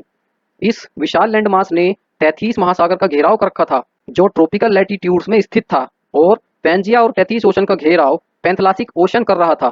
पैलियोजोइक ईरा की तुलना में भूमि और समुद्र दोनों पर तापमान बहुत अधिक था और जलवायु प्रकृति में अधिक ट्रॉपिकल थी। इसके बावजूद समुद्र स्तर यानी कि सी लेवल्स कम थे, जिससे जीवन को भूमि पर विभिन्न प्रकार की परेशानियों का सामना करना पड़ा था। पूरा मेसोजोइक ईरा पैलियोजोइक ईरा की तुलना में ड्राई था। रेगिस्तान अधिक थे और दलदली भूमि कम हो गई थी। मीजोजोइक एरा ट्रायसिक, जुरासिक और क्रिटेशियस की तीनों पीरियड्स में व्यापक तापमान और मौसमी बदलाव थे। स्पीसीज के डाइवर्सिफिकेशन के लिए और कुछ संतुलन हासिल करने के लिए मीसोजोइक ईरा के ट्रायसिक और जुरासिक पीरियड की दोनों अवधियों में से अधिकांश समय लगा, जबकि पर्मियन एक्सटिंक्शन में पौधों की प्रजातियां जानवरों की तुलना में कुछ हद तक बेहतर थी। बदलती परिस्थितियों में जीवित रहने के लिए नए प्रकार के पौधे विकसित हो गए थे। मीसोजोइक ईरा की वार्म और ड्राई कंडीशंस में पौधों में नई नई प्रजनन विधियों की आवश्यकता थी। कुछ फर्न्स और जिम्नोस्पर्म जो विकसित हुए, उन्होंने नई प्रजनन की विधियों को सीख लिया था। उनकी प्रजनन विधियों ने स्पोर्स और सीड की प्रोटेक्शन की, जब तक कि वे सीड्स या स्पोर्स सूखे की अवधि को पार नहीं कर लेते थे और प्लांट्स में विकसित ना हो जाए। पर्मियन एक्सटिंक्शन के सर्वाइवर्स के लिए प्रतिस्पर्धा बहुत कम थी, क्योंकि लगभग सभी प्रजातियां नष्ट हो गई थी। महासागरों पर मूंगे या कोरल्स, मोलस्क और फिशिज ने डोमिनेट किया हुआ था। कुछ रेप्टाइल्स महासागरों में चले गए थे, जो कि हवा में सांस लेने वाले पहले शिकारी बने। उन्होंने कई प्रकार के रूप धारण किए, जिनमें मोसासौर और प्लेसियोसौर शामिल हैं। ये समुद्री रेप्टाइल्स या मरीन रेप्टाइल्स फूड चेन के टॉप पर पहुंच गए थे। पर्मियन पीरियड के अंत में प्रमुख लैंड एनिमल्स सिनेप्सिड्स थे।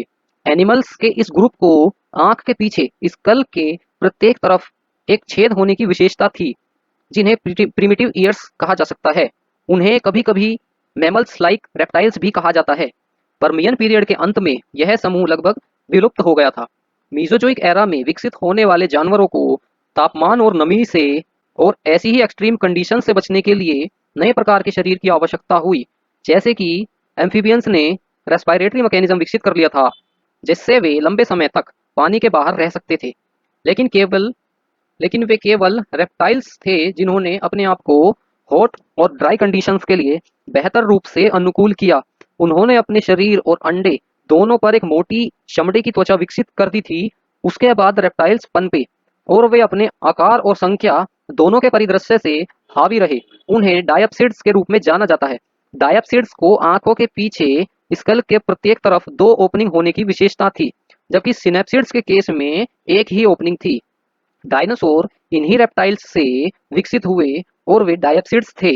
जुरासिक और क्रिटेशियस पीरियड के दौरान डायनासोर ने पृथ्वी पर शासन किया। मीसोजोइक पीरियड के दौरान पौधे और जानवर दोनों विशालाकार अनुपात में पहुंच गए थे। युग के 180 मिलियन वर्षों के दौरान रेप्टाइल्स भूमि और समुद्र और हवा में भी रहने लगे थे। छोटे मैमल्स हालांकि उस समय के दौरान सिग्निफिकेंटली अवेलेबल नहीं थे, लेकिन इस युग के दौरान मौजूद थे। क्रिटेशियस पीरियड के अंत में एक और मास एक्सटिंक्शन इवेंट हुआ, जिससे डायनासोर और तब के ट्रॉपिकल फॉरेस्ट का अंत हो गया था। हालांकि ये एक्सटिंक्शन पर्मियन एक्सटिंक्शन के जितना व्यापक और विनाशकारी नहीं था, लेकिन जीवन के एक ऐसे फॉर्म को समाप्त करने के लिए प्रभावी था जिसे दोहराया नहीं जा सकेगा। कई रिसर्चर्स का यह मानना है कि ये एक्सटिंक्शन एक एक्सट्रॉइड इम्पैक्ट के कारण हुआ होगा। मेसोजोइक एरा के अंदर 3 पीरियड हैं, जिसमें पहला पीरियड है ट्रायसिक। आइए जानते हैं ट्रायसिक पीरियड के बारे में। ट्रायसिक पीरियड में जीवन पर्मियन काल के अंत में हुए मास एक्सटिंक्शन से उभरने लगा था। ट्रायसिक पीरियड मेसोजोइक ईरा की पहली अवधि है। पर्मियन काल के अंत में पर्मियन पीरियड के अंत में महान विलुप्ति ने पृथ्वी पर 90% जीवित प्रजातियों को समाप्त कर दिया था। ट्रायसिक पीरियड का समय ग्रह को फिर से आबाद करने के लिए और नई प्रजातियों के बढ़ने का समय था। इस बार एक नए युग मीसोजोइक युग की शुरुआत हुई थी। भूवैज्ञानिक इसे एक नया युग कहते हैं, क्योंकि इस समय महाद्वीपों पर जीवन पैलियोजोइक ईरा के दौरान के जीवन से बहुत अलग था। पैलियोजोइक ईरा के दौरान अधिकांश जीवन समुद्र में रहा। पैलियोजोइक के अंत में जीवन धीरे धीरे जमीन पर चला गया था और जानवरों और पौधों की प्रजातियों का विकास शुरू हो गया था, जो कि पानी के बाहर भी रह सकते थे। मास एक्सटिंक्शन इवेंट होने के बाद लगभग 248 मिलियन वर्ष पहले ट्रायसिक पीरियड शुरू हुआ, जिसने पर्मियन पीरियड या पैलियोजोइक ईरा का अंत किया। यह लगभग 42 मिलियन वर्षों तक चला। क्योंकि जिस तरह से लैंड मासेस को पृथ्वी पर प्लेस किया गया था, उसके कारण इसकी एक विशेष जलवायु थी। ट्रायसिक पीरियड की शुरुआत में एक सुपर कॉन्टिनेंट पेंजिया में सारी भूमि एक कंप्लीट लैंडमास के फॉर्म में थी। यह भूमध्य रेखा या इक्वेटर पर फैला हुआ था, इसलिए जलवायु गर्म थी। पेंजिया इंग्लिश के लेटर सी के आकार का सुपर कॉन्टिनेंट था और 33 सागर को कवर करा हुआ था। पेंजिया के बाहरी किनारों के चारों ओर पेंथलासा ओशन था। पेंजिया के आसपास कोई उथला समुद्र या शैलो सी नहीं था। पेंजिया के आकार ने पेंथलासा महासागर के पानी को तट के अलावा किसी भी हिस्से में ठंडी नम हवा लाने से रोक दिया था, जिससे पेंजिया के अंदर के हिस्सों में गर्मी बढ़ गई थी और इससे पेंजिया के इनलैंड एरिया ड्राई और रेगिस्तानी हो गए थे। क्योंकि कॉन्टिनेंटल प्लेट्स के नीचे का मेंटल या लावा अधिक लिक्विड फॉर्म में था, पेंजिया सुपर कॉन्टिनेंट के नीचे भी वही लावा था। इसलिए इस कारण जैसे ही पेंजिया बना, वह बनते ही टूटने लगा था। ट्राइसिक पीरियड के मिडल तक यह सुपर कॉन्टिनेंट दो महाद्वीप बनने की ओर अग्रसर था। समुद्र तल टैथिस ओशन के नीचे का सी फ्लोर टैथिस सागर के तल में एक दरार बन जाने के कारण फैल रहा था। यह पेंजिया को अलग करने के लिए फोर्स कर रहा था। भूमध्य रेखा या इक्वेटर के ऊपर पेंजिया का भाग लोरेशिया था। यह उत्तरी अमेरिका और यूरेशिया का कॉम्बिनेशन था। जैसे ही सी फ्लोर टूटता और अलग होता गया, लोरेशिया पृथ्वी की उत्तर की ओर चला गया और दूसरा भाग गोंडवाना दक्षिण की ओर चला गया। गोंडवाना अफ्रीका, दक्षिण अमेरिका, भारत, अंटार्कटिका और ऑस्ट्रेलिया से बना था। पर्मियन एक्सटिंक्शन से बचने वाली कई प्रजातियां ट्राइसिक पीरियड के शुरुआती भाग के दौरान मर गई थी, जैसे कि ट्राइलोबाइट्स, ब्रायोजोएंस और रगोस्कोरल सभी गायब हो गए थे, लेकिन कई नई प्रजातियां भी विकसित हो गई थी। ट्राइसिक पीरियड में विकसित एक पूरी तरह से नई इन्वर्टिब्रेट स्पीसीज बेलेमेनाइट्स थी। बेलेमेनाइट्स एक मोलस्क थे जो क्लास सेफेलोपोडा के थे। उनके पास अपने पहले रिलेटिव्स ऑर्थोसिरस, जो कि अमोनाइट थे, उन्हीं की तरह कोई एक्सोस्केलेटन नहीं था। इसके बजाय उनके पास एक आंतरिक कंकाल या इंटरनल स्केलेटन या एंडोस्केलेटन था। स्क्विड्स बेलेमेनाइट्स के आधुनिक समय के रिलेटिव्स हैं। सबसे महत्वपूर्ण विकास रेप्टाइल्स का हो रहा था। ये जानवर पूरे मेसोजोइक ईरा में भूमि, समुद्र और हवा पर हावी होने वाले थे। ट्रायसिक पीरियड के अर्ली पार्ट के दौरान, जब पेंजिया अभी भी एक विशाल महाद्वीप था और टेम्परेचर बहुत गर्म और ड्राई था, रेप्टाइल्स तब भी उस टेम्परेचर और ड्राईनेस के लिए अधिक अनुकूल थे। एक और कैटेगरी थी जो कि थी ठंडे खून वाले रेप्टाइल्स, जो कि थेराप्सिड्स की तुलना में रेगिस्तान जैसे भूमि के वातावरण में बेहतर तरीके से रहते थे। इस समय के दौरान ठंडे खून वाले रेप्टाइल्स यानी कि कोल्ड ब्लडेड रेप्टाइल्स की कई प्रजातियां विकसित हो गई थी। इसके अलावा पहले डायनासोर भी विकसित हो रहे थे। डायनासोर उन कोल्ड ब्लडेड रेप्टाइल्स से अलग थे। वे इस प्रकार से अलग थे कि वे गर्म खून वाले थे। इसका मतलब है कि उनके खून का तापमान बाहरी तापमान के साथ बदलने के बजाय उनके शरीर के अंदर स्थिर रहता था। दूसरा, उनके हिप्स, लेग्स और हैंड का बोन स्ट्रक्चर रेप्टाइल्स से अलग था। अधिकांश डायनासोर प्रजातियां ट्रायसिक काल के दौरान एग्जिस्टेंस में आई थी। वे जुरासिक और क्रिटेशियस पीरियड में डोमिनेट करने वाले थे। डायनासोर के अपीयरेंस के समय के आसपास विकसित होने वाले एक और लैंड एनिमल स्तनधारी यानी कि मैमल्स थे। उस समय के ये मैमल्स बहुत छोटे थे। सीनोजोइक ईरा में लाखों साल बाद तक भी वे बहुत महत्वपूर्ण नहीं थे, क्योंकि उनका स्पेशलाइज्ड डेवलपमेंट अभी भी बाकी था। ट्रायसिक ईरा के समुद्रों में कई प्रकार के रेप्टाइल्स रहते थे। इच्टियोसोर्स ट्रायसिक पीरियड में विकसित हुए। उनका शरीर मछली जैसा था, इसलिए उन्होंने अपना जीवन समुद्र में बिताया था। लेकिन उनके पास जो रेस्पिरेटरी ऑर्गन्स थे, वे गिल्स नहीं थे बल्कि लंग्स थे। ट्रायसिक पीरियड के दौरान प्लेसियोसोर्स भी विकसित हुए। इच्टियोसोर्स की तरह वे जुरासिक और क्रिटेशियस पीरियड में अधिक संख्या में बढ़ने वाले थे। ट्रायसिक पीरियड के अंत में उड़ने वाले रेप्टाइल्स का विकास हुआ। इन जानवरों को टेरोसोरस कहा जाता है। इस ग्रुप की अधिकांश प्रजातियां जुरासिक और क्रिटेशियस पीरियड में महत्वपूर्ण हो गई थी। उड़ने वाले रेप्टाइल्स पक्षियों से अलग थे। पर्मियन पीरियड की एंड या पेंसिल्वेनियन एपोक के दौरान स्वाम्प ट्रीज जैसे कि कोनिफर्स और जिंकगोस सबसे महत्वपूर्ण ग्रोथ थे, क्योंकि फर्न और लाइकोपोड्स ट्रीज ट्राइसिक काल की शुष्क जलवायु में नहीं रह सकते थे। इसलिए कोनिफर और जिंकगोस पर्मियन एक्सटिंक्शन से बच गए और ट्राइसिक के दौरान विकसित हुए। ये सदाबहार पौधे शुष्क जलवायु का सामना करने में अधिक सक्षम थे। ट्रायसिक काल के दौरान पौधों और जानवरों दोनों की कई महत्वपूर्ण प्रजातियों की शुरुआत हुई। यह ट्रांजिशनल पीरियड था। पर्मियन एक्सटिंक्शन से बची कुछ प्रजातियां नई प्रजातियों में विकसित हो रही थी। ट्रायसिक पीरियड के अंत को मार्क करने वाला एक्सटिंक्शन पर्मियन एक्सटिंक्शन के कंपैरिजन में छोटे टाइम पीरियड लेवल का था। महासागरों और भूमि पर लगभग 20% जीवन पूरी तरह से समाप्त हो गया था। जो प्रजातियां इस एक्सटिंक्शन से प्रभावित हुई, वे और ताकत के साथ और मॉडिफिकेशंस के साथ वापस आ गईं और जल्द ही जुरासिक और क्रिटेशियस पीरियड की दुनिया पर हावी हो जाने वाली थी। मेसोजोइक एरा का अगला पीरियड है जुरासिक पीरियड। आइए जानते हैं जुरासिक पीरियड के बारे में। जुरासिक पीरियड डायनासोर का युग था। यह लगभग 206 मिलियन वर्ष पहले ट्रायसिक पीरियड के बाद शुरू हुआ था। यह 144 मिलियन वर्ष पहले तक मीजोजोइक एरा के मिडल में 60 मिलियन से अधिक वर्षों तक चला था। जुरासिक के दौरान पेंजिया अलग हो रहा था। इससे टैथिस ओशन के सी फ्लोर के साथ ज्वालामुखी फटने लगे, जहां महाद्वीपों के बीच दरार बननी शुरू हुई। उस समय जलवायु गर्म और स्थिर थी। अनेक प्रकार के जंतुओं और पौधों का विकास हुआ। जुरासिक काल के दौरान विभिन्न प्रजातियों की संख्या में काफी वृद्धि हुई।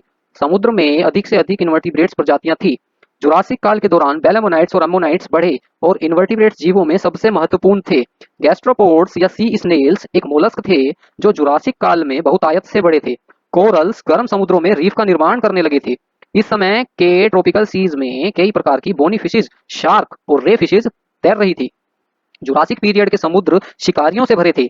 एमोनाइट, बेलेमेनाइट और मछलियां सभी उत्कृष्ट शिकारी थे। यह कुछ प्रजातियों की संख्या कम बढ़ने का कारण हो सकता है। पिछली पीरियड की तरह इस पीरियड में उतने ब्रैकियोपोड्स या क्रेनोइड्स नहीं थे क्योंकि ये जानवर समुद्र स्थल पर स्थिर रहे और भोजन के लिए चलते फिरते शिकारियों या मूविंग प्रेडिटर्स से कम्पीट नहीं कर सके थे। ट्रायासिक काल के दौरान अपनी शुरुआत करने वाले मरीन रेप्टाइल्स की संख्या में भी वृद्धि हुई। जुरासिक के दौरान जो इस्थियोसोर्स और प्लेसियोसोर्स थे वे सबसे अधिक प्रचुर मात्रा में थे। उन्होंने शुरुआती मगरमच्छों के साथ समुद्र साझा किया। जैसे जैसे भूमि टूटती गई और अलग होती गई, समुद्र ऊपर उठते गए। गर्म उथले समुद्र ने फिर से लोरेंशिया के कुछ हिस्सों को कवर कर लिया। जैसे ही गर्म समुद्रों ने भूमि का घेराव किया, जलवायु और ह्यूमिड और ट्रॉपिकल हो गई। पौधे घने और लंबे हो गए। वे साइकैड्स थे। इतने सारे साइकैड्स थे कि जुरासिक पीरियड को साइकैड्स का युग भी कहा जाता है। साइकैड्स एक बीज वाला पौधा होता है जिसमें पत्ते होते हैं जो हथेलियों की तरह दिखते हैं। उनके पास एक ट्रंक या तना होता है। साइकार्ड्स अभी भी आधुनिक समय में मौजूद हैं, लेकिन वे उतने बड़े या बहुतायत से नहीं हैं जितने कि जुरासिक पीरियड के दौरान होते थे। कई हर्बीवोरस डायनासोर्स जो उस समय डेवलप हुए, उन्होंने इस पौधे को बहुतायत में आहार बनाया।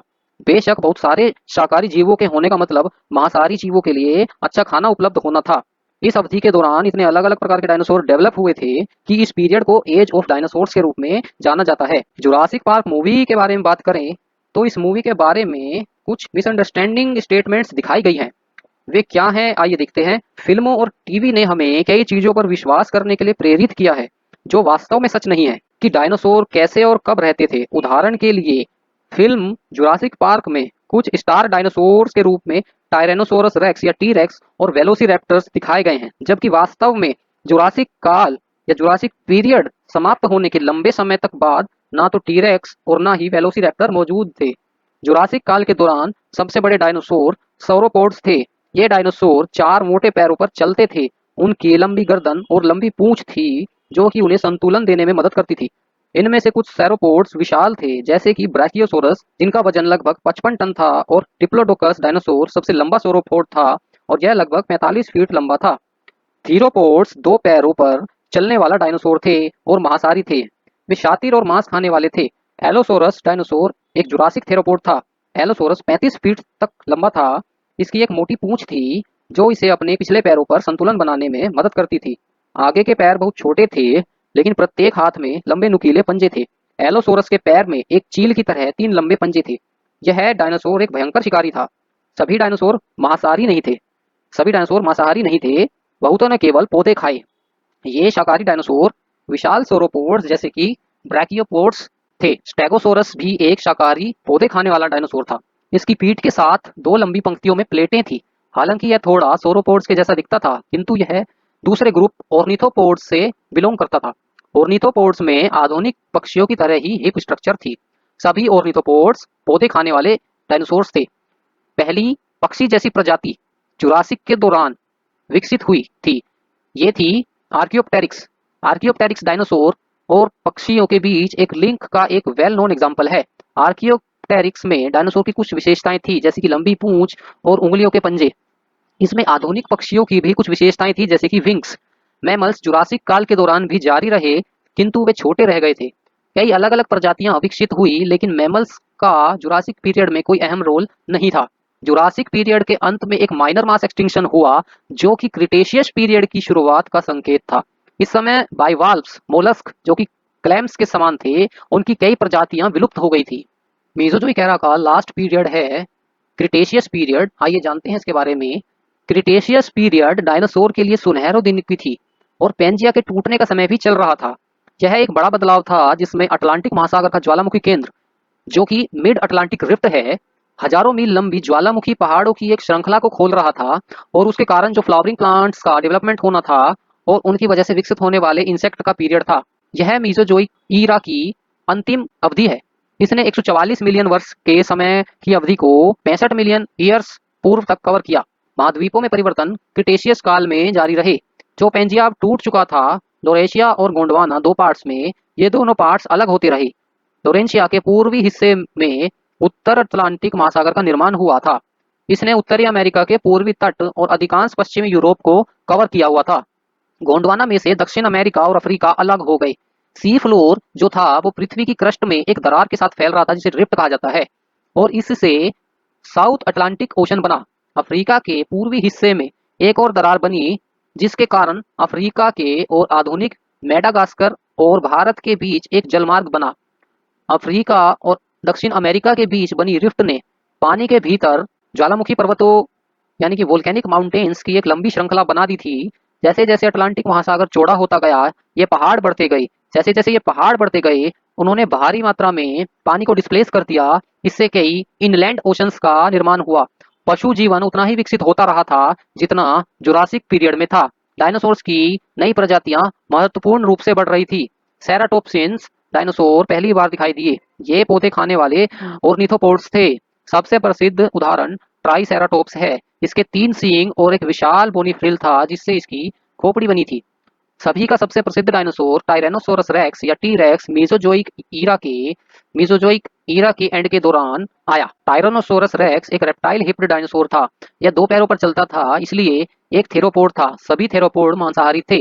जुरासिक काल की तुलना में क्रिटेशियस काल में समुद्री जीवन बहुत अलग नहीं था। ना तो कोई एक्सटिंक्शन थी और ना कोई नई प्रजातियों का एक्सप्लोजन।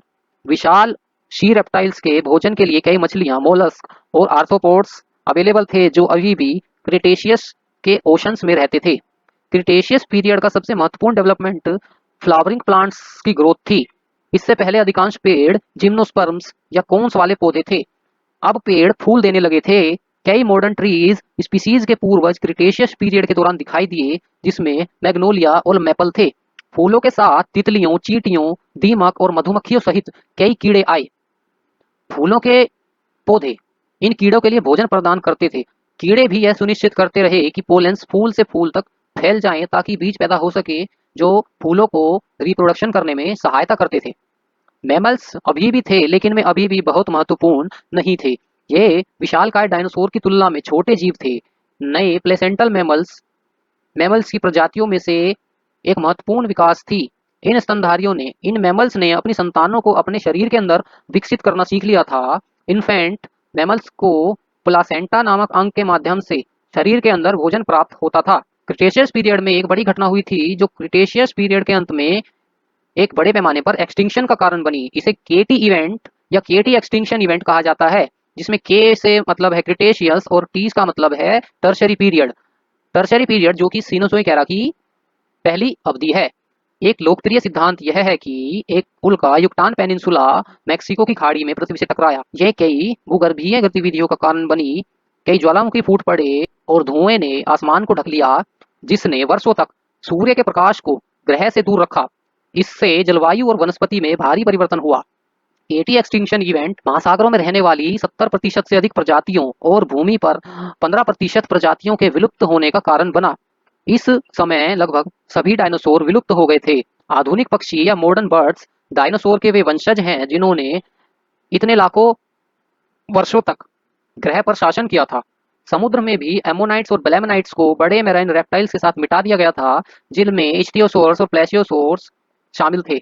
भले ही क्रेटेशियस पीरियड के जीवन का इतना हिस्सा आहत या समाप्त हो गया हो, लेकिन जो प्रजातियां बची थी वे आगे की कड़ी मेहनत के लिए तैयार थी। इसके बाद आने वाला सीनोजोइक युग स्तनधारियों का समय होगा। बड़े रेप्टाइल्स के रास्ते से हटने के साथ और छोटे लैंड एनिमल्स कई नई और विभिन्न प्रजातियों में विकसित होने में सक्षम होने लगे थे। अब पृथ्वी पर ये मैमल्स ही शासन करने वाले थे। जियोलॉजिकल टाइम स्केल के लेटेस्ट जो फेनेरोजोइक इयोन है, उस लेटेस्ट ईरा है वो है सीनोजोइक ईरा, जो कि 2 पार्ट्स में डिवाइडेड है, जिसमें पहला है टर्शियरी और दूसरा है क्वार्टरनरी। जिसमें टर्शियरी भी 2 पार्ट्स में डिवाइडेड है, एक तो पैलियोजीन और दूसरा है नियोजीन। आइए इनके बारे में विस्तृत रूप से पढ़ते हैं। सीनोजोइक एरा सभी जियोलॉजिकल एरा का लास्ट और मोस्ट रिसेंट ईरा है। इसके नाम का अर्थ है नया जीवन। यह नया जीवन स्तनधारियों या मैमल्स को रिप्रेजेंट करने के लिए आया था और इस प्रकार से ये द एज ऑफ मैमल्स बना। यह नया जीवन एंजियोस्पर्म या फूल वाले पौधे, कीड़े, मॉडर्न फिश या मॉडर्न बर्ड्स हो सकता था। मैमल्स के साथ साथ ये सभी समूह इस वर्तमान युग के दौरान विकसित होते रहे थे। सीनोजोइक ईरा के दौरान मैमल्स अपने इनसिग्निफिकेंट स्टेचर से डेवलप हुए, जिस तरह के वे मीजोजोइक एरा में थे। जबकि उस समय यानी कि मीजोजोइक एरा में स्तनधारियों में से कोई भी कभी डायनासोर के आकार तक नहीं पहुंच पाया था। उस समय कॉन्टिनेंट्स वैसे नहीं थे जैसा कि हम उन्हें अभी जानते हैं। सीनोजोइक एरा में दक्षिण अमेरिका, अफ्रीका और भारत उन जगह पर नहीं थे जहां वे आज हैं। ये तीनों भूमि द्रव्यमान यानी कि लैंड मास उत्तर की ओर बढ़ रहे थे और क्रमशः उत्तरी अमेरिका, यूरोप और एशिया से टकराने वाले थे। अफ्रीका और विशेष रूप से भारत के टकराव से पर्वत निर्माण हुआ, जिसके परिणाम स्वरूप एल्प्स और हिमालय पर्वत श्रृंखलाएं यानी कि माउंटेन रेंजेस बनी। सीनोजोइक एरा के दौरान वैश्विक जलवायु बहुत गर्म थी और सीनोजोइक एरा के अंत तक धीरे धीरे ठंडी हो रही थी और इसी के चलते पृथ्वी हिमयुग में प्रवेश कर गई थी। फूलों वाले पौधे या एंजियोस्पर्म सीनोजोइक युग में वाइड स्प्रेड हो गए थे। वे पूरी दुनिया में फैलते चले गए थे। पेड़, घास, झाड़ियां और सब कुछ एंजियोस्पर्म पृथ्वी के कई बायोम पर हावी हो गए थे। यह कीड़ों के लिए बेनिफिशियल था, जिनमें से कई ने फूलों के पौधों के साथ सिम्बायोटिक रिलेशंस विकसित किए। सीनोजोइक में वह अवधि शामिल है जो लगभग 65 मिलियन वर्ष पहले से शुरू होकर वर्तमान तक थी। इस ईरा को दो पीरियड्स में विभाजित किया गया है, टर्शरी और क्वार्टरनरी। इस समय भी महाद्वीपों में सेपरेशन जारी रहा था, जो क्रिटेशियस पीरियड के दौरान मेसोजोइक ईरा के अंत में शुरू हुआ था। अटलांटिक रिफ्ट चौड़ा हो रहा था और अधिक कॉन्टिनेंटल सेपरेशन को मजबूर कर रहा था। विशेष रूप से यूरोप से ग्रीनलैंड को, ऑस्ट्रेलिया को अंटार्कटिका से और भारत को अफ्रीका से अलग कर दिया था। गोंडवाना लैंड और लोरेंशिया के सुपर कॉन्टिनेंट्स जो मेसोजोइक ईरा के दौरान टेक्टोनिक मूवमेंट्स का परिणाम थे, अब आधुनिक दिनों के महाद्वीपों में परिवर्तित हो रहे थे। दुनिया भर में हुई दरारों के परिणाम स्वरूप ज्वालामुखीय गतिविधि हुई, जिसने पर्वत श्रृंखलाओं का निर्माण और ऐसे ही सैनोजोइक युग आगे बढ़ता रहा। यह वह युग है जिसमें हम रहते हैं। हालांकि हम शायद ही कह सकते हैं कि यह मनुष्यों का युग है, क्योंकि हम वर्तमान युग के 65 मिलियन वर्षों में से केवल 1.5 मिलियन वर्षों से एक प्रजाति के रूप में मौजूद हैं। यदि इस युग को एक 12 घंटों वाली घड़ी से कोरिलेट करें, तो यह युग घड़ी में लगभग 7 सेकंड का प्रतिनिधित्व करता है। आइए अब बात करते हैं टर्शरी पीरियड की। टर्शरी पीरियड दो डिविजन्स या पीरियड्स से मिलकर बना है, जिसमें पहला है पैलियोजीन, जो कि सीनोजोइक ईरा की शुरुआत है। पैलियोजीन पीरियड सीनोजोइक ईरा की शुरुआत का प्रतीक है और यह 65 मिलियन वर्ष पहले शुरू हुआ और 40 मिलियन से अधिक वर्षों तक चला। पैलियोजीन 3 युगों या इपोक्स से बना है, जिनमें पहला है पैलियोसीन, दूसरा है इयोसीन या नियोसीन और तीसरा है ओलिगोसीन।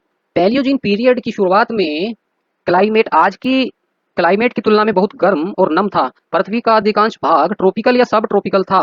पाम ट्रीज उत्तर की ओर ग्रीनलैंड तक बढ़ गए थे। पैलियोजीन के अंत तक यानी कि ओलिगोसीन युग के दौरान जलवायु ठंडी होने लगी थी। पैलियोजीन में कुछ घटनाएं हुई थी, जैसे कि पैलियोजीन के पैलियोसीन इपोक में यूरोप और उत्तरी अमेरिका एक साथ जुड़े हुए थे। ऑस्ट्रेलिया अंटार्कटिका के साथ जुड़ा हुआ था। भारत अभी भी एशिया से नहीं जुड़ा हुआ था। अटलांटिक महासागर छोटा था, क्योंकि दक्षिण अमेरिका और अफ्रीका अभी अभी अलग हुए थे। पैलियोजीन पीरियड के इयोसीन इपोक में उत्तरी अमेरिका और यूरोप अलग अलग हो गए थे और पैलियोजीन पीरियड के ओलिगोसीन इपोक में अंटार्कटिका ऑस्ट्रेलिया से अलग हो गया था। भारत हिमालय पर्वत का निर्माण कर चुका था और एशिया कॉन्टिनेंट में शामिल हो गया था। अंटार्कटिका ग्लेशियरों से ढका हुआ था और समुद्र का लेवल कम था। पैलियोजीन पीरियड के पौधे उन पौधों से बहुत मिलते जुलते हैं जो आज हमारे पास पृथ्वी पर हैं। इस पीरियड की शुरुआत में गर्म जलवायु घने वन पौधों के लिए एकदम सही थी। जैसे जैसे जलवायु ठंडी होती गई, खुले जंगल और घास के मैदान प्रचुर मात्रा में होते गए। घास महत्वपूर्ण थी क्योंकि चरने वाले जानवरों के विशाल झुंडों के लिए अनुकूल थी और उनके भोजन के लिए सपोर्ट करती थी। क्रिटेशियस पीरियड के अंत में विलुप्त होने वाले डायनासोर, बड़े रेप्टाइल्स और कई अन्य प्रजातियों का एक्सटिंक्शन हो गया था। इसने नए जानवरों के विकास के लिए जगह बना दी थी। मैमल्स प्रमुख जानवर बन गए थे। वास्तव में सीनोजोइक युग को अक्सर एज ऑफ मैमल्स कहा जाता है। स्तनधारियों के अधिकांश मुख्य समूह इयोसीन युग तक मौजूद। स्तनधारियों के आकार, संख्या और विविधता में वृद्धि हुई। उन्होंने समुद्र में, जमीन में और हवा में इकोलॉजिकल निशेस को भर दिया था।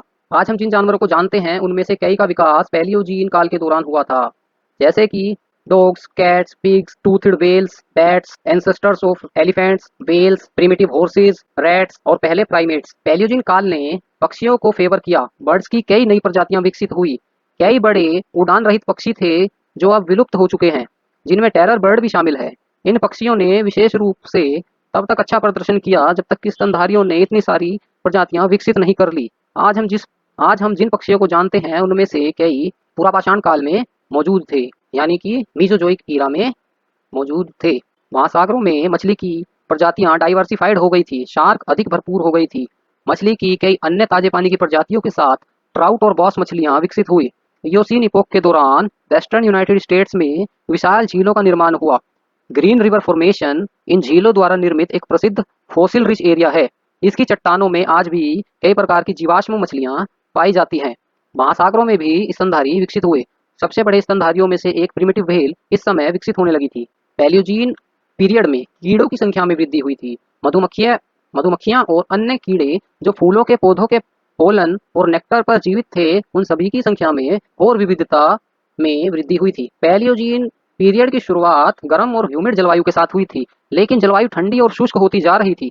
ठंडा तापमान पृथ्वी पर आने वाले कई बदलाव का संकेत था और उन बदलाव के कारण घने उष्णकटिबंधीय वन इस ठंडे और शुष्क जलवायु में जीवित नहीं रह पाने वाले थे। आइए अब जानते हैं नियोजीन पीरियड के बारे में। यह अवधि हमारा पीरियड है और लगभग 24 मिलियन वर्ष पहले शुरू हुआ था और यह वर्तमान समय तक जारी है। नियोजीन पीरियड पृथ्वी के लिए बड़े परिवर्तन का समय था। मौसम ठंडा और शुष्क हो गया था। वनों की जगह घास के मैदानों ने ले ली थी। जानवरों को इन बदलती परिस्थितियों के अनुकूल होना पड़ा या विलुप्त होने का सामना करना पड़ा। नियोजीन पीरियड एक ऐसा समय था जब महाद्वीप एक दूसरे से टकरा रहे थे, जिससे कई जगह पहाड़ बन गए थे। भारत ने एशिया में अपना दबाव जारी रखा था। इसने हिमालय पर्वत श्रृंखला का निर्माण किया। महाद्वीपीय टकराव यानी कि कॉन्टिनेंटल कोलिजन्स के प्रभाव के कारण सी लेवल कम था। उत्तरी और दक्षिणी ध्रुवों पर पोलर आइस कैप बनने लगी थी। नियोजीन पीरियड के दौरान पोलर आइस कैप्स मोटी हो गई थी और समुद्र में अधिक स्थान घेर लिया था। नए पहाड़ों ने पानी को बर्फ के रूप में ट्रैप कर लिया था। इस बर्फ के निर्माण के कारण समुद्र का स्तर और भी अधिक गिर गया था। समुद्र के स्तर में गिरावट ने महाद्वीपों के बीच लैंड ब्रिजेस का निर्माण कर दिया था, जिससे जानवरों को महाद्वीपों के बीच माइग्रेट करने में आसानी हो गई थी। नियोजीन पीरियड के दौरान मौसम ठंडा होता रहा था। कई क्षेत्र जो जंगलों से ढके थे घास के मैदानों में बदल रहे थे। ठंडे शुष्क मौसम के लिए घास बेहतर और अनुकूल थी, लेकिन पैलियोजीन काल के पौधों की तुलना में नियोजीन पीरियड की घास में कम पोषण होता था। जानवरों को घास से पोषक तत्वों को बाहर निकालने में अधिक प्रयास करना पड़ता था। घास ऐसे रसायनों से बनी थी जो दांतों पर सख्त होते थे, जिसे चबाने से कभी कभी जानवरों के दांत गिर जाते थे। घास को खाने वाले जानवरों को मजबूत दांतों की जरूरत होने लगी थी। पौधों के इस फीचर में परिवर्तन होने का मतलब था कि जानवरों को इस परिवर्तन के अनुकूल होना था या समाप्त हो जाना था।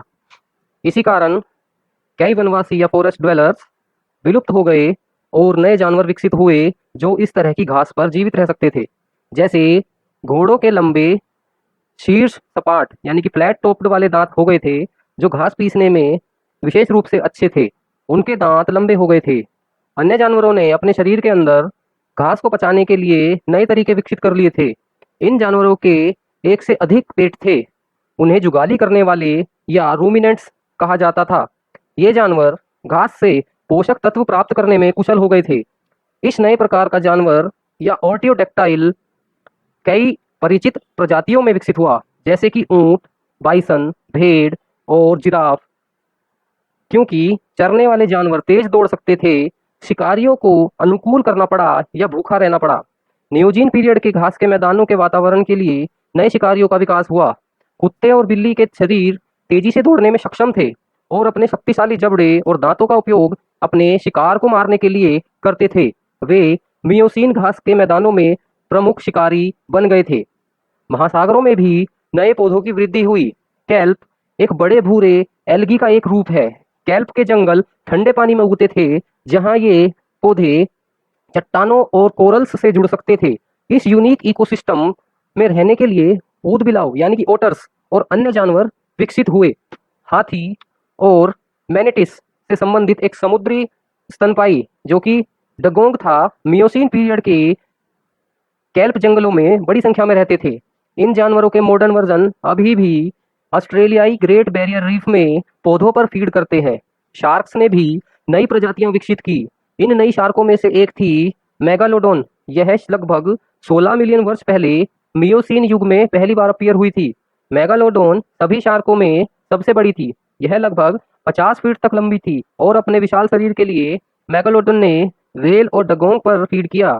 प्लीस्टोसीन युग के दौरान लगभग 1.6 मिलियन वर्ष पहले मेगालोडोन विलुप्त हो गई थी। पैलियोजीन काल की यानी कि पैलियोजीन पीरियड की ठंडी जलवायु नियोजीन पीरियड में भी जारी रही।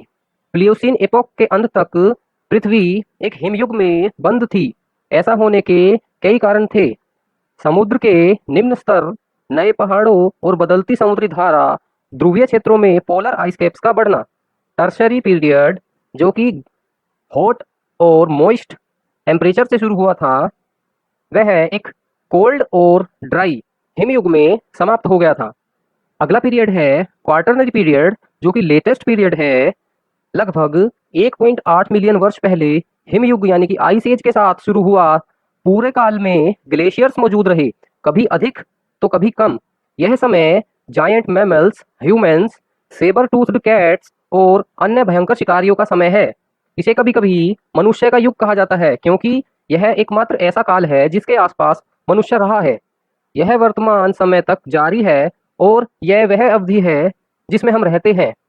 इसे दो एपोक्स में डिवाइड किया गया है। पहला है प्लीस्टोसीन और दूसरा है होलोसीन, जिसमें प्लीस्टोसीन एपोक 18 लाख से 11,000 वर्ष पूर्व तक था और होलोसीन 11,000 साल पहले से शुरू होकर अभी तक चल रहा है। प्रत्येक युग में जलवायु और भूगोल के लिए अद्वितीय विशेषताएं हैं, इसलिए उस समय के दौरान रहने वाले पौधे और जानवर भी प्रत्येक युग के लिए यूनिक है। क्वार्टरनरी पीरियड के दौरान महाद्वीपों की स्थिति लगभग वैसी ही थी जैसी वे आज हैं। इस दौरान जो बदला है वह है जलवायु। प्लीस्टोसीन युग में पशु ठंड के अनुकूल होते हैं। भले ही क्वार्टरनरी पीरियड के दौरान कई पौधे और जानवर आज के लोगों के समान ही हैं, फिर भी कुछ महत्वपूर्ण अंतर है। सबसे पहले कुछ ऐसे जानवर थे जो प्रारंभिक प्लीस्टोसीन युग की ठंडी जलवायु के लिए अच्छी तरह से अनुकूलित थे, जिसमें woolly mammoth, mastodon, woolly rhino, stag और कस्तूरी बैल सभी ने घने तापमान से बचने में मदद करने के लिए मोटी फर विकसित की। होलोसीन युग में जलवायु के गर्म होने पर इनमें से अधिकांश जानवर विलुप्त हो गए। कोई नहीं जानता कि क्यों, लेकिन जैसा कि सभी रहस्यों के साथ होता है, बहुत सारे सिद्धांत सामने रखे गए, जिसमें एक लोकप्रिय सिद्धांत कहता है कि मनुष्य ने के लिए उनका शिकार किया। प्लेस्टोसीन अपने मेगाफोना या विशाल स्तनधारियों के लिए जाना जाता है। वूली मैमथ और वूली राइनोज के साथ साथ अन्य जानवर भी थे जो कि थे बाइसन, ग्राउंड स्लॉथ और हिरन। विशाल मांसाहारी भी थे जैसे कि सेबर टूथ कैट्स, केव बियर्स और वोल्फ्स। ये सभी अपने मॉडर्न एंसेस्टर्स से बड़े थे। प्लीस्टोसीन के अंत में मेगाफोना गायब हो गए थे। जो कुछ बचा है वह अफ्रीका में छोटे, हालांकि अभी भी अच्छे आकार के जानवरों की कुछ प्रजातियां हैं जैसे कि हाथी, दरियाई घोड़ा और गैंडा। मानव का उदय हमारे लिए क्वार्टरनरी पीरियड का सबसे महत्वपूर्ण विकास है। होमोनिड्स मानव का विकास है। टर्शरी पीरियड के पहले प्राइमेट से लेकर आधुनिक मनुष्य तक होमिनिड प्रजातियों में अद्भुत क्षमताएं विकसित हुई हैं। अब तक के सबसे पुराने होमिनिड जीवाश्म टर्शरी पीरियड से मिले हैं। वे अफ्रीका में पाए गए थे। जैसे जैसे प्लीस्टोसीन युग जारी रहा, होमोनिड्स पूरी दुनिया में फैल गए। उनके बड़े दिमाग ने विचार और भावना के एक लेवल को डेवलप किया जिसने उन्हें हल करने की, कन्वर्ट करने की, कंट्रोल करने की और सोचने की अनुमति दी। ये जानवरों के बीच एक अद्वितीय फीचर था। हमारे ग्रह का भविष्य मनुष्य के युग से बहुत प्रभावित होने वाला है। तो ये था जियोलॉजिकल टाइम स्केल के बारे में। आशा करते हैं ये आपको समझ में आया होगा और आपने जाना होगा कि जुरासिक पार्क मूवी के अंदर एक मिसलीडिंग स्टेटमेंट जो दिखाया गया है वो क्या है, और उस प्राचीन सवाल का जवाब वो भी आप जान गए होंगे कि मुर्गी पहले आई या अंडा। तो मिलते हैं अगली वीडियो में। अगर आपको वीडियो अच्छी लगी हो, ये प्रेजेंटेशन अच्छी लगी हो, तो कृपया लाइक, शेयर और सब्सक्राइब कीजिए। Thank you.